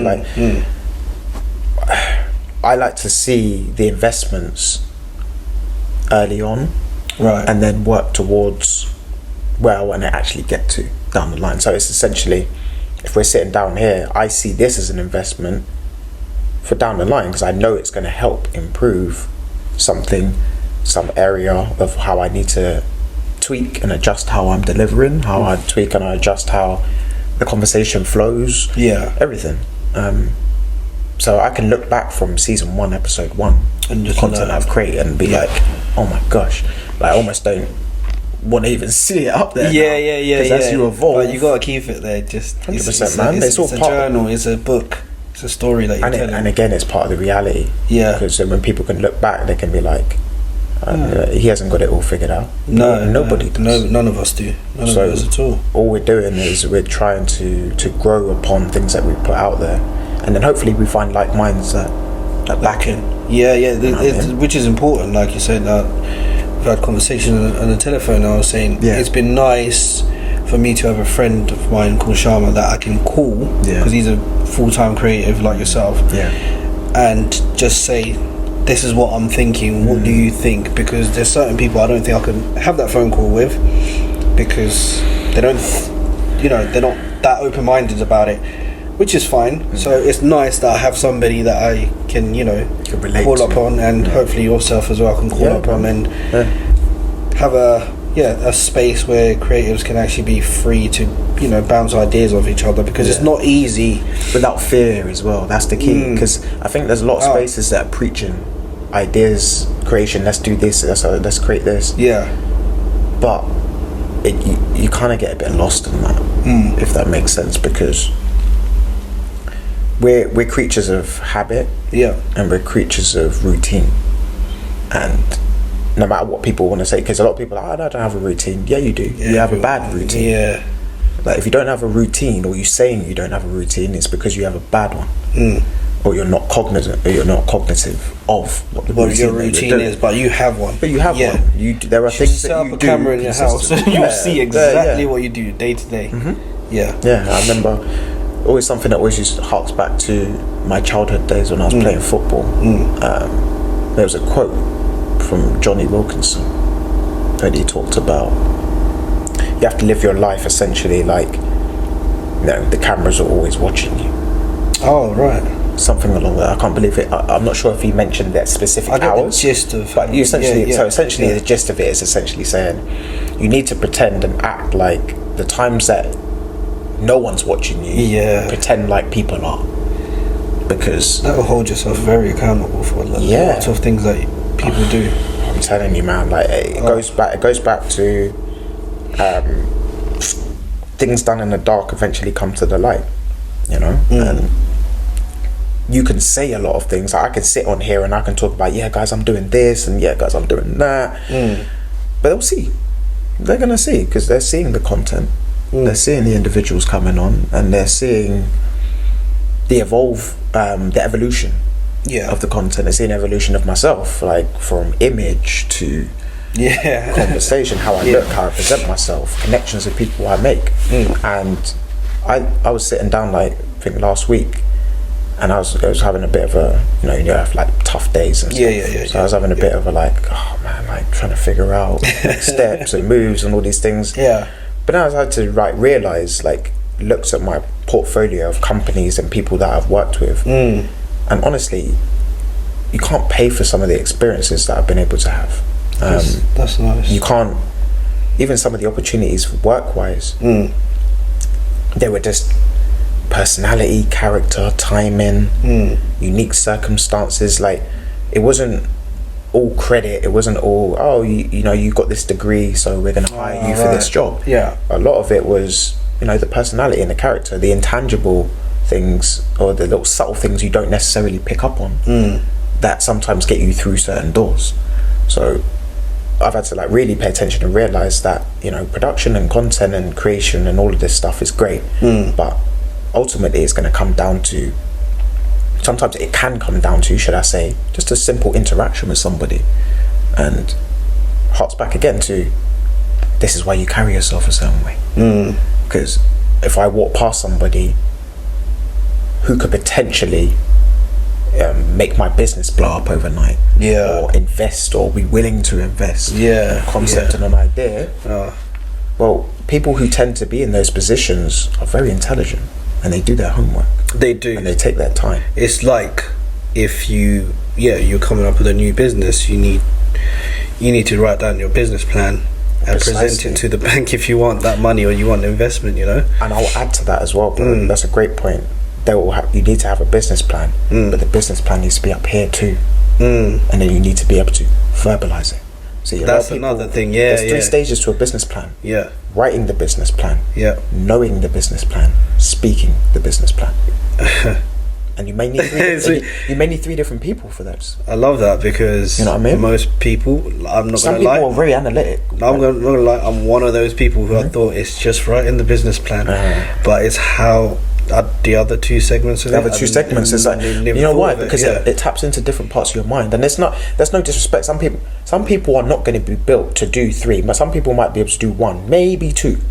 Most human beings maybe 2, but to be able to do all 3, we're talking about savants around here. Like, we're talking about a near savant level. To be able to analytically, logistically break down how I write a business plan, that takes a certain type of mind. Like lawyers, like contractual workers, people who sit down and do accountants, they can sit down, and that's the way their brain works for them to create the plan. Then you maybe need somebody to, well, yourself is perfect for the understanding, because if somebody broke it down to you, explained it, you've now received the info. So most people, they can do part 2, which is know the business plan, because once it's written and you read through it and all of that, you start taking it in. Part 3 is links into marketing and selling. And a lot of people aren't good at marketing, man. I had to be honest with myself. Like, I'm not amazing at marketing. I'm not amazing at selling. I'm not good at no. My parents and my family members are great salespeople in my family. I struggle to sell concepts and ideas that don't relate to anything that I'm passionate about. Oh, right, I see what you mean. You know, some people are just like, I can sell anything, mate. Just give me that. Come on, market dwellers. You know, come on, get your bananas. Them and that back in the day, like shout out to all the market sellers. But there's a skill, there's a real skill in being able to push and sell things that need to be pushed, that you don't necessarily build, you didn't necessarily create. So you're coming in and you'll just have the anonymity to sell it. But when you've got the passion invested, sometimes it's hard to like remove yourself from that and just sit in front of somebody and sell, market, present it. So as I said, that's why I think the 3 stages of business are so difficult, because you may get that first part down. You may even get the second part of understanding, but maybe it's that third part, or maybe it's the first part that you can't get it up. To actually make sense. So then the second and third parts fall apart.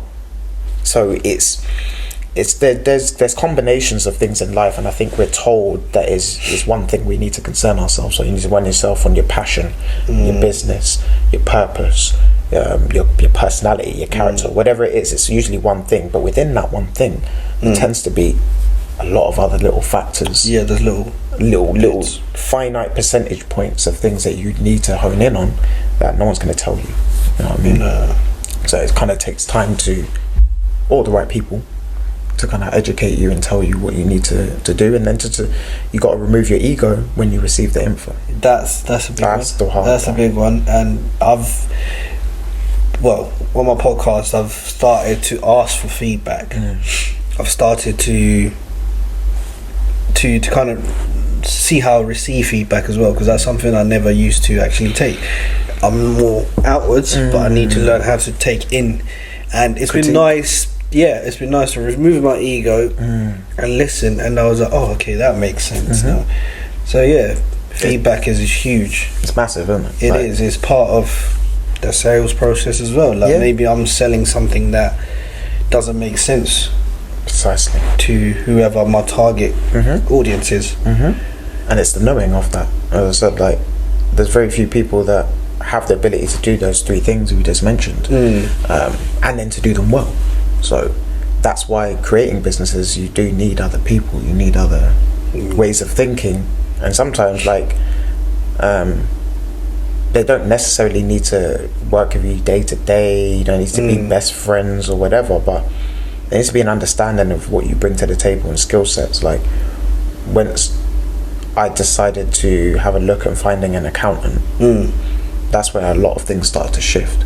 Okay. Because it just took a lot of the initial pressure and stress of setting certain things up, contracts. If I do need assistance with things, you have somebody there is available to support, you know. And again, I don't operate and think that way, so I know. As a creative, it's not my way to be sitting down and writing contracts out. Just, you know, I would understand a good amount of it, but it's just, where do things go? Like, what wording? What's the verbiage? You can't be all things. Can't be all things. No, man. this is hence the reason you have companies with departments.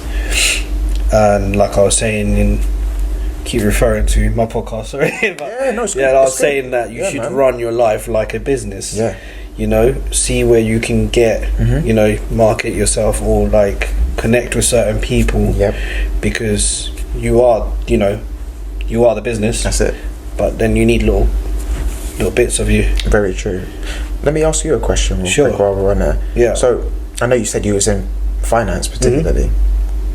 So how do you get to this current point of what, obviously jumping into finance, working in your company, how did you get to the point of saying that, you know, you wanted to step outside of that a bit and do like this podcast? Do you know what? This is not a new thing. It's not an overnight thing. Nice. It is me. Nice. And I like that. I came to a realization. Well, no, I'll probably the podcast space as it came along made sense for me, as somebody who's always felt this way inside. So it's a way that I've managed to free myself and express myself now with this. Like I said, I've always been a conversational person from the get-go, from the day one at school. So very expressive. In school I did art. Nice. Like that, art was one of my main things. Like I've always been that type of person, expressive. But in how to express myself, it's been difficult. I've been really caged in, and this is my freeing. This is the best part of me. I like that, and I love the fact that my family's supportive with it. And if you was to ask my sister, said Brian has always been this way. He's always come up with business ideas. He's always thinking. He's always out there, and people would say, "Oh, it's weird," but it's not weird. It's who I am. If I wasn't like this, maybe I'd have a mental breakdown because I'm pretending. Agreed. You know? Like, without a resource to get what you are passionate about out into the atmosphere. Oh man, I've got a friend of mine, Sharma. He was in the same position, couldn't really gel well. He didn't fit into a work role. He couldn't. He didn't. He was just not him. He was working in a company. He was very expressive guy. He can think of concepts. He can, you can think of poems. He's very, expressive. But he made the decision, I'm gonna go all in and just do my own thing. Regardless of what finances or where I fit in society. Sounds like I'm going all in. I can't live a lie. As for me, I had a family from a young age, so you had to. I put my sensible hat on, and it's good you did that, man. Because my kids, they've got a roof over their head and got food. That's what's important. That's important, but at the same time, I'm trying to find avenues where I can still be creative, because they want a stable father who who's happy too. I'm passionate. I'm passionate. And if I'm happy, then I'm going to be happy in the household too. That's it. So some people may find it within going to the gym or doing certain things like that, but for me it's a creative avenue, and having conversations. How was I going to put that into a business model. Yeah. Hence yeah. podcasting, which has worked very well. This is exactly where I want to be. I hear you. That's a good. I mean, I definitely second that as well, man. Like, my lane's a little bit more creative, very similar to your friend who's like, you know, kind of going the whole hog with it. Yeah. In terms of going into creativity, and it's a difficult road, bro. It's a difficult road. As I said, I just turned 30 last year, so there's definitely been a manifestation and a change over time, because it took time to get to this point. But I definitely say that curiosity is a very important, like, skill, trait, whatever you want to call it. Like, it's a very important thing to have, because it keeps you wanting to try new things. I think when you get bogged down and confined to thinking this is the only way,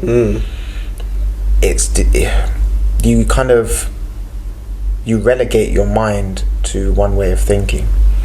So it's not like, for me, say I could never work for a company just because I'm an artist or a creative. I think a lot of artists say that because it sounds good to say, oh no, I'm just an artist. Like, I'll never work for a company. Sounds good, but let's be real here. Like, you also want to eat, right? You also want to survive, and realistically, you have to think of both. At some point, you have to think about, okay, I like doing this, it's passionate, but like, how much time is it going to take me to get to the point of maybe earning? How much time is it going to take me to do this? Do I need to supplement this with some part-time work? Something that I maybe don't love doing, but it's a means to an end, and it's going to help me continuing to do what I want to do, as opposed to being stubborn, like, nah, I'll never work another job, and then being homeless, or then being like no money in your account and feeling sad, depressed and angry all the time. So it's a compromise. Life is a compromise, and I think we can't have it our own way all of the time. I think we have to make certain sacrifices, and the earlier on you realise that you have to make sacrifices, the better it will be longer term. Because I think back to my childhood days where I remember being upset because I couldn't go to Thorpe Park, and I couldn't go to Alton Towers with my friends, and my friends are like, oh, we're going out here and do you want to come? And I remember parents and family members, no, you can't, no, you got this, you've committed to that, well, you got this training, you committed to this, well, you got to be here. And I quickly realised that sacrifice is going to be the key fundamental part, whether you like it or not, to improve. Because when I started to see the results, it was like, okay, now I kind of want to do it. As opposed to me being like, at first, upset when I'm young, like, oh, I don't get to do this and I want to do that. You get to a point where you realise, oh wow, I got into this environment, this school, this football team. Probably because I was sacrificing. If I didn't sacrifice those things, would I be here? So that was a huge lesson in your life. So and I learned that early. So a lot of people, they kind of pick that up a bit later, and then they realise, and sometimes they, have made certain decisions that now they have to work around. But as I said, we're all about compromise. So there's no perfect answers. There's no perfect situation. It's just definitely on the sacrifice sort of thing. Family man, trying to be a creative is a difficult one, though. Hugely difficult, because finding the time, because I've got a little one, he's only one, he just turned one, and a 6-year-old. Finding the time, because as a full-time creative, you guys can push content out more. Plus I'm single as well, no kids. Volume, and like editing in my 24 hours. So even my friend I was talking about, he was like, I feel sorry for you, because there was one time actually he rang me, and he was talking to me. I was working from home, and then I was like, oh sorry boss, my boss is ringing me, I've got to cut this call from you. And he was cracking up, because he was like, it's weird because I've just got a job from Fiverr to edit something quickly, and he was just making the two comparisons of the worlds that we're like, you set the precedent. Like the reality of it is, like, literally we are opposite ends. He has the freedom and time where he, in that day, I'll be honest with you, he got paid a lot more than I did. Not to rule out, because I love my job. I it's pays the bills, like I was saying. I think a lot of people do get stuck into work and making it their identity, and don't ever see it as a means to an end, because they haven't found their passion or something that they're aiming for, you know. But if it is their passion, example, if you're a doctor and you enjoy what you do as a doctor, helping people, great. I'm not saying everybody doesn't like their job and everyone doesn't. Everyone needs to be creative. No. Everyone doesn't need to be creative. No, otherwise we wouldn't have a working world. I think that's the problem we're dealing with today. Yeah. I think we're trying to we're counterbalancing. We're trying to overcorrect. Almost, I think we've overcorrected a little. So, what do you think? People are trying to get too creative, when they're not. It was never them in the first place. Listen, I mean, the art and creativity are also two different things. This is another thing. Art is the inception, the creation of something that you've seen in your mind, and then you can create in a medium or a format that replicates those thoughts. So essentially, it's take something from thought and be able to articulate that through some type of medium, painting, pottery, expression, photography, dance, art, dance in general. So art is essentially that the manifestation of those ideas and those thoughts in your head into something. Creativity is almost taking things that exist and maybe remapping what it actually is in a unique way. Okay, so, I see what you mean. Like we can creatively use this space. You could be like, oh, well, it looks this way right now, but we could shift it. Let's move the table. Let's move that. Let's move that. Let's move that. Let's move that. We've creatively adjusted what it looks like, but it's not art. The art is who built the table, who built the chair. There's a furniture designer who sculpted that chair, who carved it, and then sanded it, and then varnished it. And then from the flooring, somebody had to cut these tiles and then select, and then you had an interior designer who thought of the layout. And like the art process is the things and the creation of the thing, and the creative part is essentially remapping, redesigning, reusing, or just cleverly coming up with concepts of things that already almost exist in the world, and repurposing it. So a lot of people have become creative. That's why you say everyone says they're creatives now. They're not artists. Because to be called an artist, you are labelled for creating a piece of work or a thing. Whereas creativity, you can just be creatively making moves. So I think what's happened is we've overcorrected a little bit, and online not everyone, but a lot of people are calling themselves creatives because it sounds good. Yeah, it does. But essentially, if you was to ask them what their creative process is, which is one question that I ask on the platform a lot. Okay. And it's an identifying factor, not good or bad, because sometimes it's good for the artists or people, creatives, to know, hey, okay, maybe I haven't thought about it that way. Doesn't mean it's not who you are, but there is a way. And again, when you've been educated, I was lucky to go to an art university that taught these things, and it teaches the principles of how you turn something that can be considered artistic into an actual career path. So, you look at each category of art: painting, pottery, film, fashion, all these different categories. I was able to see them operate as their own universes. So people look at art and they see it as a whole universe. Like, art is this thing.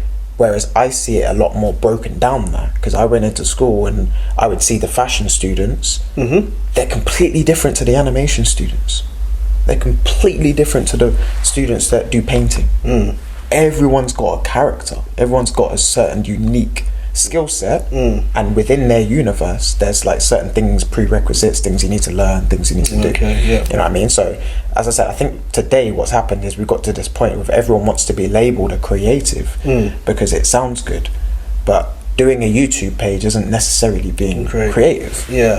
It's essentially the things, the concepts that you're talking about, how are you repurposing things. And so for me, it's like I'm that blend, I think, between art and creativity, because my art form is photography, my medium is pictures, which leads into storytelling. It's part of the reason why I'm doing this today. Makes sense, because this is essentially the explanation to why I create and why I create art. So the photography and the work that I've built up, my portfolio, if you will, is an amalgamation of all of these things over the years to be able to tell a story, because that's what art mostly is. It's storytelling, you know. So for me, my story is essentially, as we mentioned earlier, it's highlighting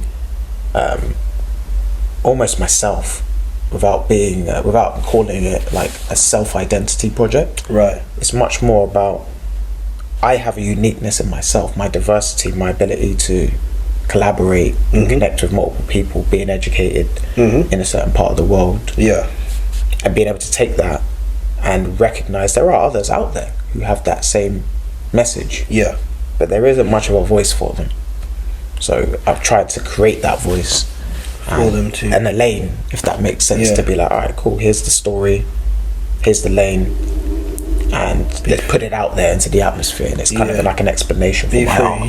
You know, so that's kind of where the reside of like my purpose and everything comes down to, if that makes sense. Yeah, it's quite similar to, if I was to think about what I'm doing with Drive by Brian, is I'm allowing people to tell their stories and kind of be free to tell their stories. I don't want them to feel like they can't express themselves. I mean, recent interview I had, the feedback I got after that was, you spoke to that individual other ways people haven't spoken. He felt free in that space I created to talk and express himself in ways that he wouldn't even speak to other people, because we live in a rhythm.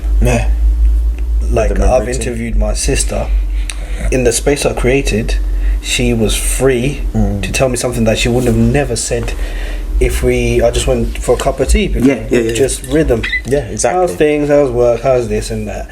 But within that Driver Brian confined space, she was free, and I was free to ask her as well, because it's a weird, like, and I love it, and I can't imagine doing anything else. And I did have a slight pause, I think during COVID, because I couldn't meet people, and I kind of fell off a little bit, because I wasn't meeting people.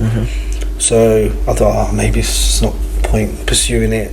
So I left the episodes that I'd done before COVID, just there as they are, and then somehow rejuvenated myself and came back to it and realised, actually, this is what I really want to do. You know, like, nothing else was making me happier. Nothing else. I wasn't sharing people's story. I wasn't doing a justice to another human being by not following up what I originally thought of. I know what you mean.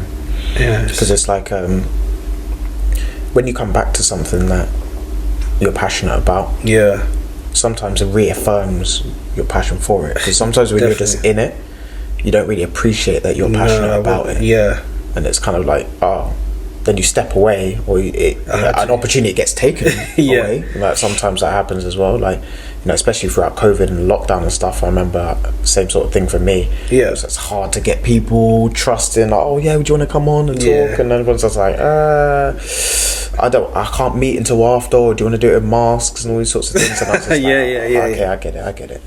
But again, I like, a lot of it is as well is the passion. As I said, for us, that's why we're passionate about putting and creating these spaces so people can come on and actually share their content. But you also have to appreciate, a lot of people, that it isn't really their lane. They're not comfortable talking about these things, and I think like we should all be comfortable.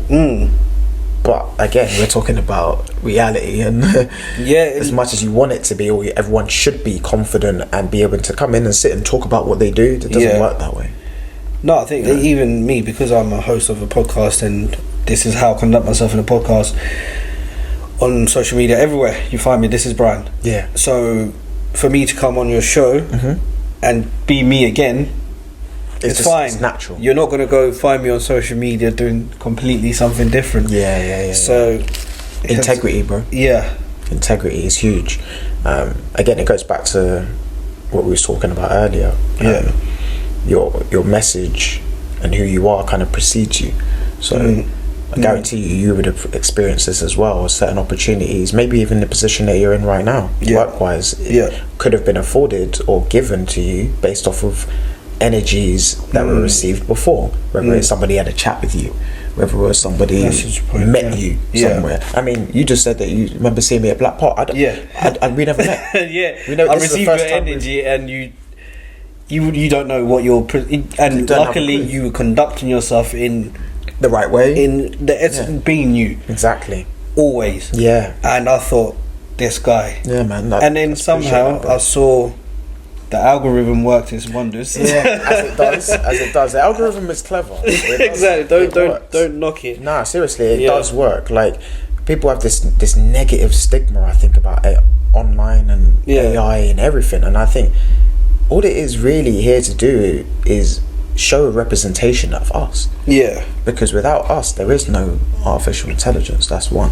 Yeah. Or, algorithms and all these things online. It feeds off of what we put into it. Yeah. So really, whenever you ever get mad at an algorithm or technology, just recognize it's us. So there's a reason why you're seeing the content you're seeing. Why is my Facebook showing me all of this? Why is my Insta showing me all of this? It's like, it's the world, it's the people around us. It's strange, because obviously you had your dreads. Yeah, exactly. That was a very unique thing that I thought, there's that guy. Yeah, it must stand out as well, seeing the and I think it was through Don't Panic, what's the name?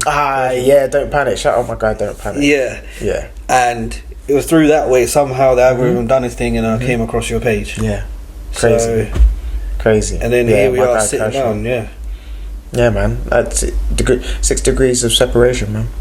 Yeah. No matter who in the world, we're pretty much separated for a small number of people that you can get in contact with them, and a lot of people you're connected to, you don't even know you're connected to. It's just, and I always look at things like an ongoing interview. Okay. So life is almost like an ongoing interview whenever you sit and talk with people, because we're all governed by our perceptions at the current time.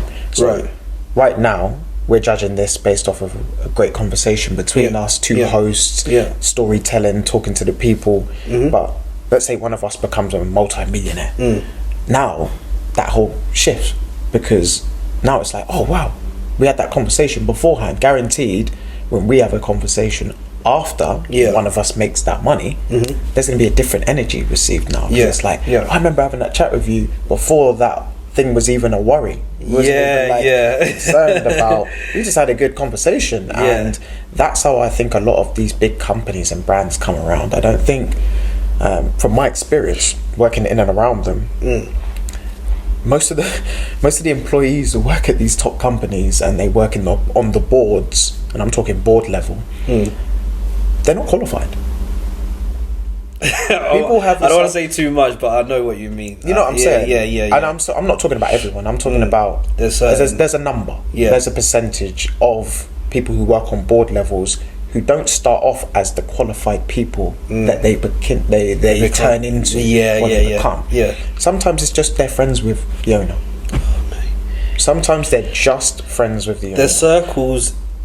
And it's painful because, of course, you may go to school for 15 years to get a qualification that gets you qualified for that position. But they're like, but I trust my mate. Who I've known for 15 years more. Do you know how many CEOs and CFOs and COOs that cousins they married? That's my wife's sister. Same private party. Yeah, my brother-in-law's son. It's we know how it goes. Well, it happens in the government anyway. We all know that. It's I mean, but it's true. It's not a fair representation. No, not at all. Hard work doesn't really translate that way when it does for you. It does for you independently. Yes. But not necessarily in social settings or other groups you join. Yeah. It's like, it's a different energy. But which is fine. I think I could jump into that space, not get too frustrated, because I know it's not my platform, it's not my boat. I've been hired to do this. Coming to do a job. Do the job. Yeah. But I don't get upset. I would only get upset if I didn't see another avenue or have a means to an end for it. 100%. But it's just all about perspective and perception in and around like different work environments. Like the time that you're going into projects or you're working on projects isn't necessarily a time you're going to reap the rewards. And I think that's really the key. It's like, that's why the consistency and the sustainability and all these buzzwords we hear get thrown around: motivation, be disciplined, stay focused on your goals and keep working towards it. All of it is basically centered in and around you not knowing when you're gonna break through, or if if you're gonna do this for the next 50 years and you still don't break through, are you willing to still? Man, that reminds me of something. What did I say? I saw something the other day.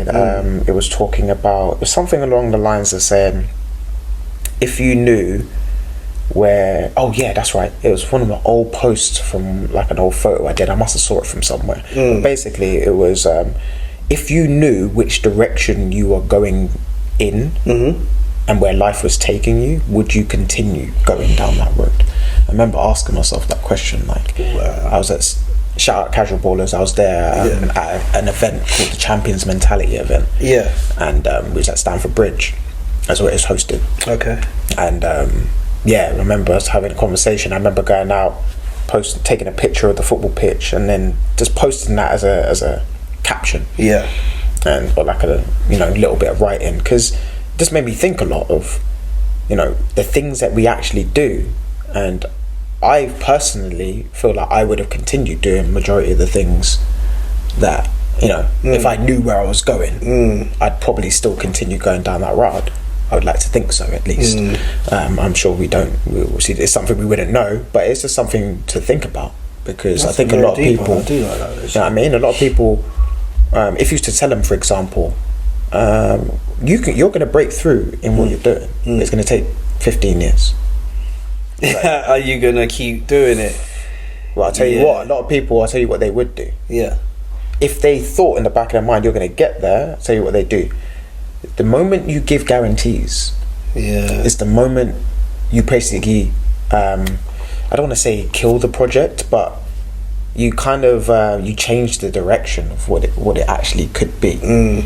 Because the moment I say to you, you're going to be a millionaire, it's going to take 2 years.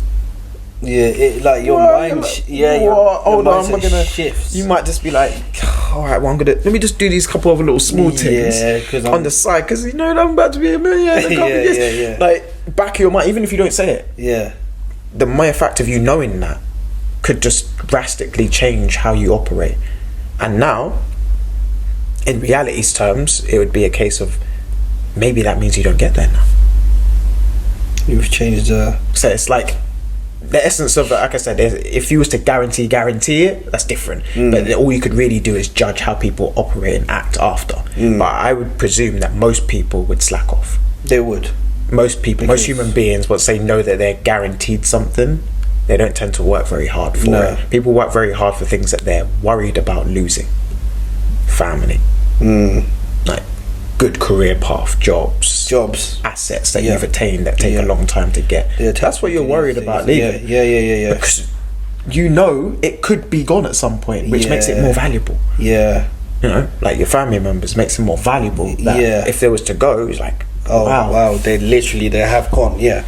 So that's what I think. I think it's a case of we need to get to a point as a society and as people that we discover what our true purposes and our passions are earlier on, and processes of elimination. I've said this before. Figure out what you don't like, get those things out the way. Check off the list of things that you definitely can't see yourself doing long term, and then you can start to maybe make a more accurate map of what you enjoy doing. And there may be a few things at first, and then eventually you'll probably get to a point where you realise, no, this is what I want to do. Because everyone knows. It's just they don't explore it. No, I think I knew from a young age. That's the lesson. It didn't exist at the time yet. The lane wasn't there yet. It wasn't there, and you got to create it sometimes. You got to create it. Like even I said, the lane's there, but you drive by Brian, didn't just. No one just said, "Here, go." No. It wasn't given. This is what you got to do, man. Just run that. No. No, you had to find it. Podcasting thing didn't. Even though it probably was around back in the day, but it wasn't this long form of content wasn't around like that.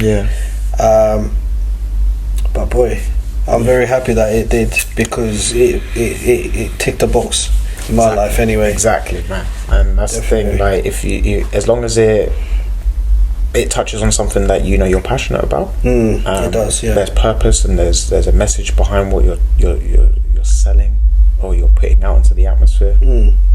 I don't think you can really go wrong, you know. And then I think what happens is, and this for me personally is, once you kind of discover that purpose, now it's about sharing it and then vetting the people that you now move forward in the world with, because you want people that are going to help support that message and, you know, support you maybe when you put content and things like that out into the atmosphere. So I think it's about the people after that, you know. Once you've kind of discovered, alright, cool, this is what I want to do, just get to it. I can get around on it. Yeah. You know what I mean? Fine tune it as you're going along. Like, don't think you got to wait for the perfect environment, the perfect scenario to start. That's why I started in the car. Exactly. With 2 mics. That's it, bro. And that's it. A name. Otherwise, you wouldn't have got started. No. Funny enough, the first episode, I was just testing the mics out. Oh, nice. The first episode, my friend Lamar, was actually a test. Have a listen to it. Yeah, just to see it. And then it was like, you know what? I like this. I like the way it flowed. Sometimes you just need to throw yourself in there on a different. And shout out to Lamar for just, you know, as a creative, throwing out ideas to your friends and family, and then for him to just jump on and do the thing. Shout out to him, because what if he didn't? Yeah, what if he wasn't up for it? He didn't want to. I could have just scrapped that whole idea, you know. I'm telling you, bro. So yeah. I mean, for me, it was my first one was in Tony's coffee shop. Shout out to Tony. Really? Man. So this is in new one or the old one? The new one. The new one. Okay. Yeah. I remember he had the old one, but I was in America. Oh right. Okay. So, shout out to Tony, man, because I was looking for a location of somewhere where I could film my content. Yeah. And he was just like, yeah, man, come use the shop. He's such a guy. He's blessed, man. Yeah. And I said this goes back to childhood days, because he remembers me when I was playing football, young days before I went off. So things materialize, man, and energy doesn't really die. It doesn't really die. It just transfers and it evolves, manifests in different people. But when you're congruent to who you are, that's the biggest thing I can give away to a lot of people. If you're going to take away anything, it's be congruent, aka be the same person you are online as you are offline, as best as you can. We can never truly be exact, because when you meet people in person, they're like, oh, like you said, like, well, I'm a bit taller, or look at hair's different, or you know, sound different. But the key is you're putting out the same messages that, you know, in the real world. Like when I sit and talk with someone at the gym, or if I meet somebody and I'm talking with some of the casual ballers who I work with, some of the young boys, it's about being congruent to the messages. So when they see me on here, they're like, yeah, that's the same for you. That's exactly what you want. Like, that's how he is in person. Like, I'm not gonna meet you in person and be on some different vibe at all. Like, you're gonna get exactly the same person. And being able to be versatile and to move and maneuver in different groups, it will come with some backlash, it will come with some issues, because you can do something inherently a lot of people see as they cannot do, so then they find it like, oh no, you must be being fake, because if you can be here with the nerds but then you're gonna go hang out with all the athletes later, it's just like, who said that I was ever gonna be in one group? Who confined us to one group? You know, that's another question. But as I said, if you are that individual who likes to be in different environments and can see themselves in different spaces, you know, I'll thrive on that. I thrive on man. I jump into it. If you ask my missus and say, she probably thinks I enjoy conversation too much. You can never enjoy enough because I'm learning, not for gossip's sake. I'm enjoying a conversation with specific people.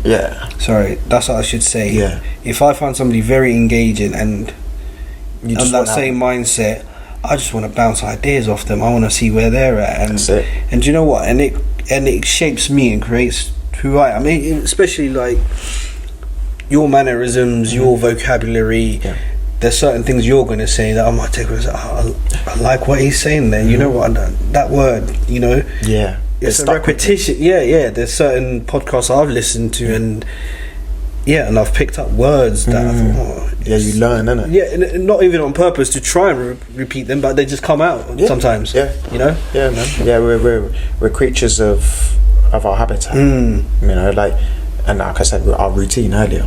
So we're made up of our routine. So the content that you absorb, the people that you watch, your family members, you'll start to become like them. You'll start to utilize certain things that it'll they rub say. off on you, and you know, whether it's positive or negative, and that's why you need to be aware of the people that you're interacting with and what their intentions are, and watch what you're watching, because man, it will rub off on you. And I'm a huge one for not consuming negative content. Agreed. A lot of people have this narrative like, oh, you know, there's a voice for that stuff too, and I'm like, it's entertaining for some people, but I try not to absorb that stuff in me. It's divisive. That's my opinion anyway. Like, I think any content that is perceived to be negative, abrasive, there's a more violent, effective way. There's a more effective way, and anytime you argue, we're not learning anything. That's one thing I've realised from a young age. The moment we argue is the moment we stop learning. Because now all we're trying to do is get you to believe my point and me to believe your point, and until somebody has somebody backs down, we're stalemate. And so, what's been achieved? It's just like no, and then you say what? We agree to disagree. So basically, we disagree. We just started at square one again. We don't agree. We don't. Don't add agreeing. Just say we disagree. We agree to disagree. That doesn't make any sense. It's a double. Was it? It's double. It's double-sided oxymoron. If you will, because it just doesn't like it's hot cold. It's what? But we kind of like accepted that. We kind of just stalemated it, and we're like, we kind of, which is basically another way of saying like we couldn't convince either other of each other's points and get them to shift their ways of thinking. So like you kind of get to the position where, like you said, we're trying to convince each other of ways of thinking. But for me, it's about anything that's divisive. It's about division. It's about subtracting. I try to stay away from it, if I'm being honest, because there's enough of that. There is, and there's enough of people popping. It's in your face, so you gotta have something that goes against the grain. Like Slough, great example. Slough's dead. There's nothing here. It's dead. Nice. Look at the town. Look at the. What are you doing? they will never. What are you doing for Slough? What are you doing in the area that you grew up in? Do you have any pride about where you come from? Because other people have pride where they come from. That's why we go. That's why we go and work there. We go to other people's towns, London, Windsor, Maidenhead, anywhere else, because they take pride in where they come from, and they won't allow people to disrespect where they come from. 100%. So they're like, come here, don't worry. Certain places up north are like that, like Newcastle. They're very new. Liverpool, Yorkshire. You got to Yorkshire, they're proud. Yorkshire, they are proud. They're like, we come from Yorkshire. And they're like, it's mostly farmland, but they're proud. But they're proud family raising good people. That they're proud of where they come from, but then also they fight for that. So if you come up there trying to disrespect it, they'll be like, why? No, don't come into our area. Welsh do the same. A lot of people in the UK is built a lot on community. We're a community place, so pocket communities exist all over the country, and I think Slough was very much in that pocket community situation when I was growing up, like the 90s and stuff. Village fetes, festivals, schools, fun days, event days. There's always something going on in and around the Slough area, and I think what's happened is the communities have become more expansive with more culture and more influx of different religions and different races. Do you think then it could be, obviously gentrification is coming this way, right? Could it be well, I'm thinking negatively, but I'm thinking, is it a divisive way to say there's nothing for you in Slough, to kind of shift people out so they can invest more. Or is that just me overthinking it? Because no, why have a negative view of a certain location but yet still build up on it? Yeah, well, 100%, bro. Like, or the house prices say different to what people say. Oh, it's got nothing going for it, but yet the house prices are going up. Listen, how can it still be that apartments? And yeah, you might be, oh, they're terrible. I think what happens is people who remove themselves from competition will then need to find a reason for why they did that. They need to justify why I'm no longer in the game. Yeah. So when they're talking about Slough not being this, not being that, you're probably not bringing a lot to the table. You're not bringing a lot to the table so that we can actually build and use it. So all you can do, is really just bring it down or try to bring it down. But I think what happens is, what's going to happen is you're going to see a shift, and Slough is going to suddenly start to look like a lot of the surrounding areas that we've lived around for a long time. It will. That's what's coming. But as you just mentioned, the people that have been throwing shade, who haven't been doing anything, that haven't been investing in themselves, you aren't going to have a purpose here anymore. No. So the same bad mouthing that you're having, you're just going to get priced out. Exactly. You get priced out. It's business. So like I said, it's perfect right now. The reason why we see homeless people and all that stuff on the streets now is because they're gearing up to get rid of that. And then eventually, bing, prices go up, everything's expensive, and then suddenly your convo goes from Slough ain't got anything to, oh man, I used to be able to afford to do this in Slough, and now can't even. The landlord's raises his prices for the rent. Oh god, they're forcing us to say I can't park anywhere. I can't. I'm not. Yeah. It's gonna happen because it's this, like you said, gentrification comes from everywhere. Nowhere lasts forever. Not having or going from without. This change, this process. It's always change. I remember Slough having the big old roundabout there. That's back in the day. Slough's gone through ebbs and flows. Like we've had periods of good economic stability, then it's gone through some tough times, and then we had the trading estate times. Big boom, one of the biggest trading estates in Europe. What's happened? And kind of falls apart. But then, because of that historical energy and what we're connected in and around, things will pick up again. And when they do, you want to be on the right side of things, where you can add to the story as opposed to being on the outside now, just throwing shade. Like, like everything's all expensive now. They think Slough thinks it's bougie now. They think they're Windsor. That's what they're going to be saying. They think of course, the conversation will change like that. And you'll be like, what do you want, man? What do you want? Do you want the Slough to be dead, not have anything available for you, or do you want to have it to be an uplifting place where you can send your kids to school comfortably and actually have a good job that pays? People always complain though, won't they? Or you're never going to please everyone, bro. So that's what I said. That's where you just get to a point where you realise, like, even an opportunity I've manifested to get into here, like it wasn't just words, it was action, hard work, dedication, to be relationships. Seen. And then before you know it, opportunities arise, and a young black man sitting in this beautiful building, and and them to just trust you to, you know what I mean? Yeah, man, trust me to freely come in, film. I don't think any stereotypical can just do that. No, and that's why I'm very clever and very particular about the people I bring into the environment as well. And I really don't care what people think, because a lot of people have this bougie elements of thinking, oh, you're only going to really associate with this type of people, and it's like, it's no different from like neighborhoods and communities where I'm not welcome. Do you know what I'm saying? If I'm not welcome in certain neighborhoods because I'm too articulate, too educated, too posh, because I've been called those things before. I've been called you're too white. What's the white? You're not. Why do you act like a? Why do you talk like you're white? And, you speak like you're white. And I was thinking, but speaking like you're white is carrying yourself correctly. I tell you, man, it's scary because it's a mentality thing. It's not even the words that you say. It's the presentation. It's the character. It's your unshakable willingness to commit. That's the one. That's what most people are scared of. The fact that you can't stand still, be quiet and listen and absorb information without throwing your opinion into things. Before you know, you just want to throw it out. This is the way it's supposed to be. This is where I think results must come. And when they don't come, frustration, anger, jealousy, lots of things that come after the back. So I think you just have to be, as I said, you have to recognise that we're not all the same.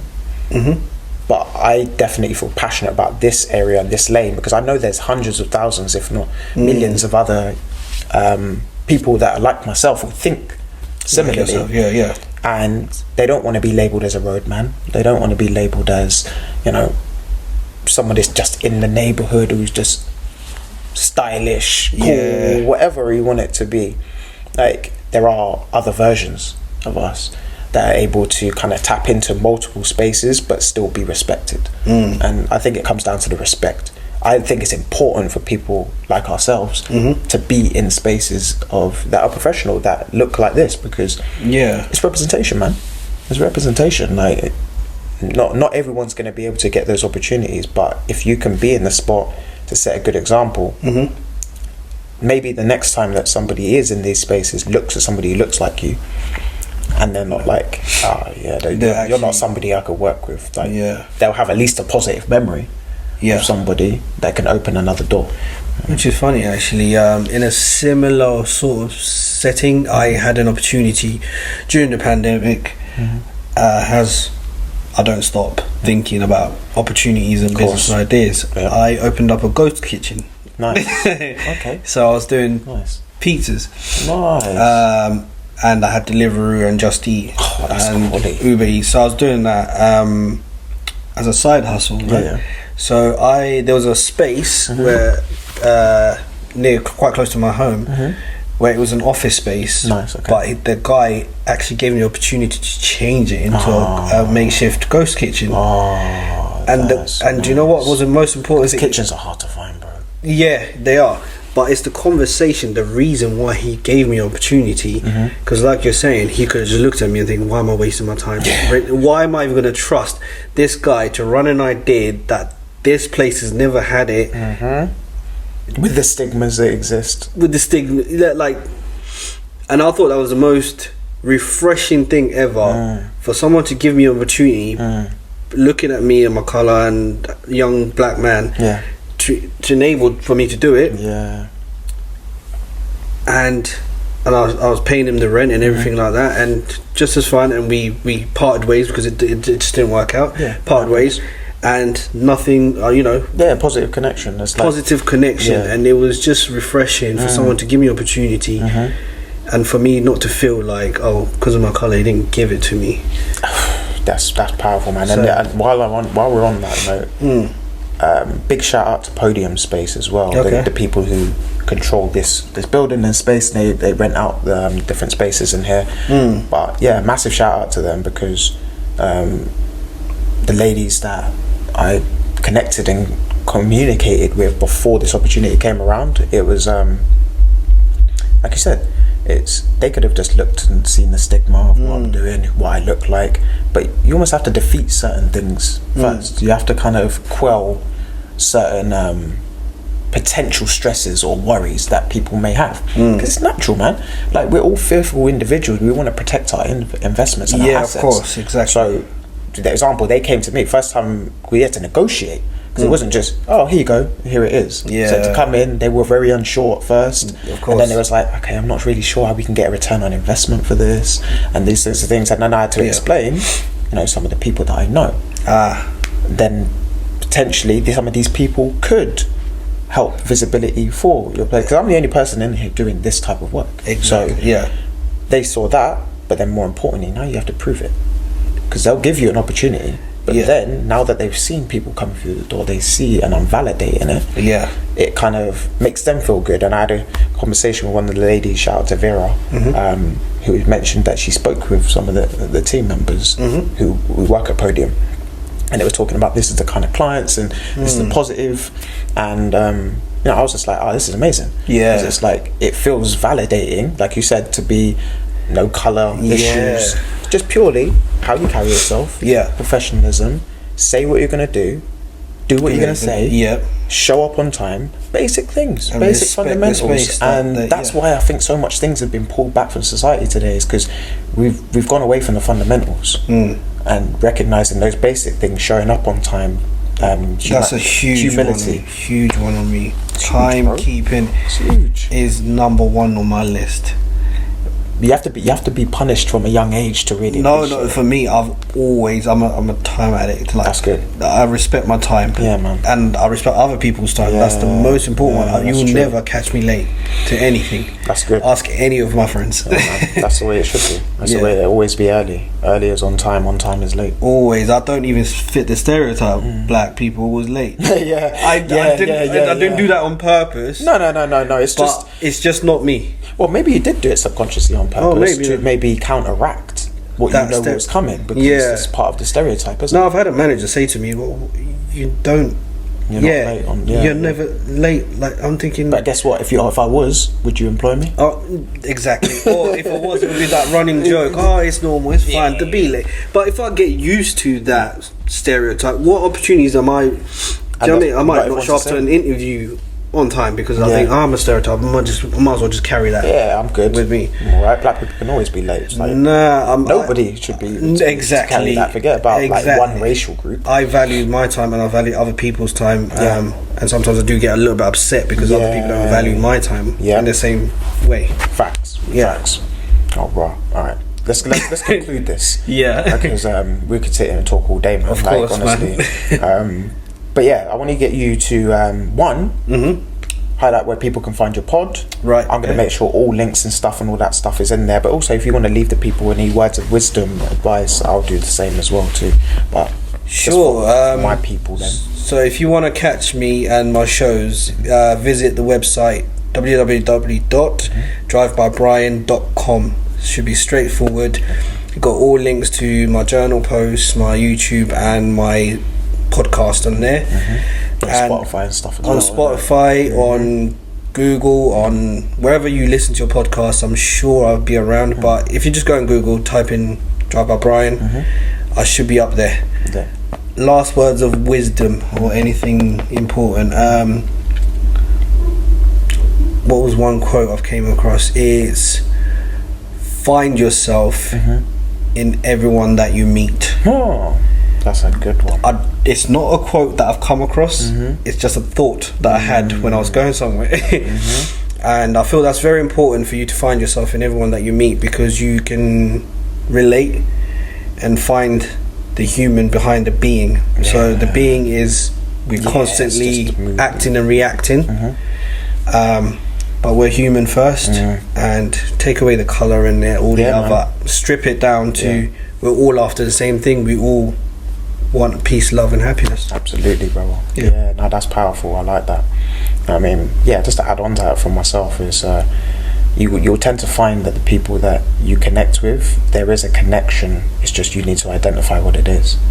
So like you just mentioned about connecting with people and finding yourself through people that you meet, I think is one of those things where the people that you are consistently connected with, there's a reason for that. And it can be a good reason, maybe not so much of a good reason, but I think it's your job to find out, what that reason is and how those people around you help to benefit. Again, if it's not benefiting your life, it's not helping you move forward and supporting your goals, then maybe you need to try and find some more people who actually resonate with that. You know what I mean? Of course. But as I said, we've been sitting and talking for a little while, man. It's been a fantastic conversation, very natural. And that's the best way. I think the best casts and best conversations I tend to have are the ones that I don't feel like I have to follow a whole line of questioning and you hardly opened your book. Exactly, because the question's already there and I kind of already knew, and then you even answered a lot of things as well when we was talking, so it's just like, alright, cool, I don't need to ask that. And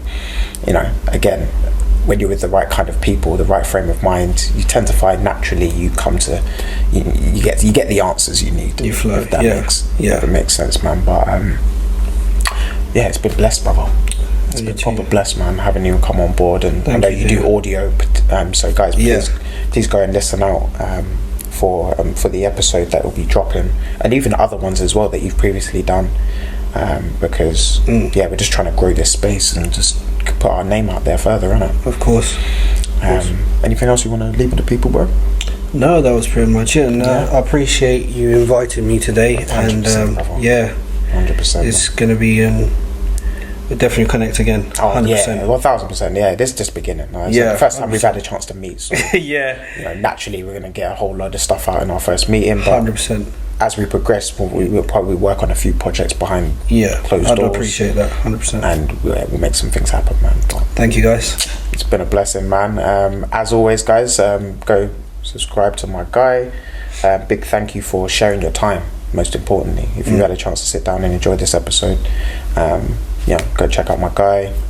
Subscribe to my content. I'm always releasing content, hopefully weekly, as a bare minimum. But yeah, just about trying to give some more value to the people. Hopefully, this resonates with at least one person out there, and gives them some advice or some ways of thinking that they can move forward positively. So, that being said, thank you very much for tapping in, guys, and we will see you on the next episode.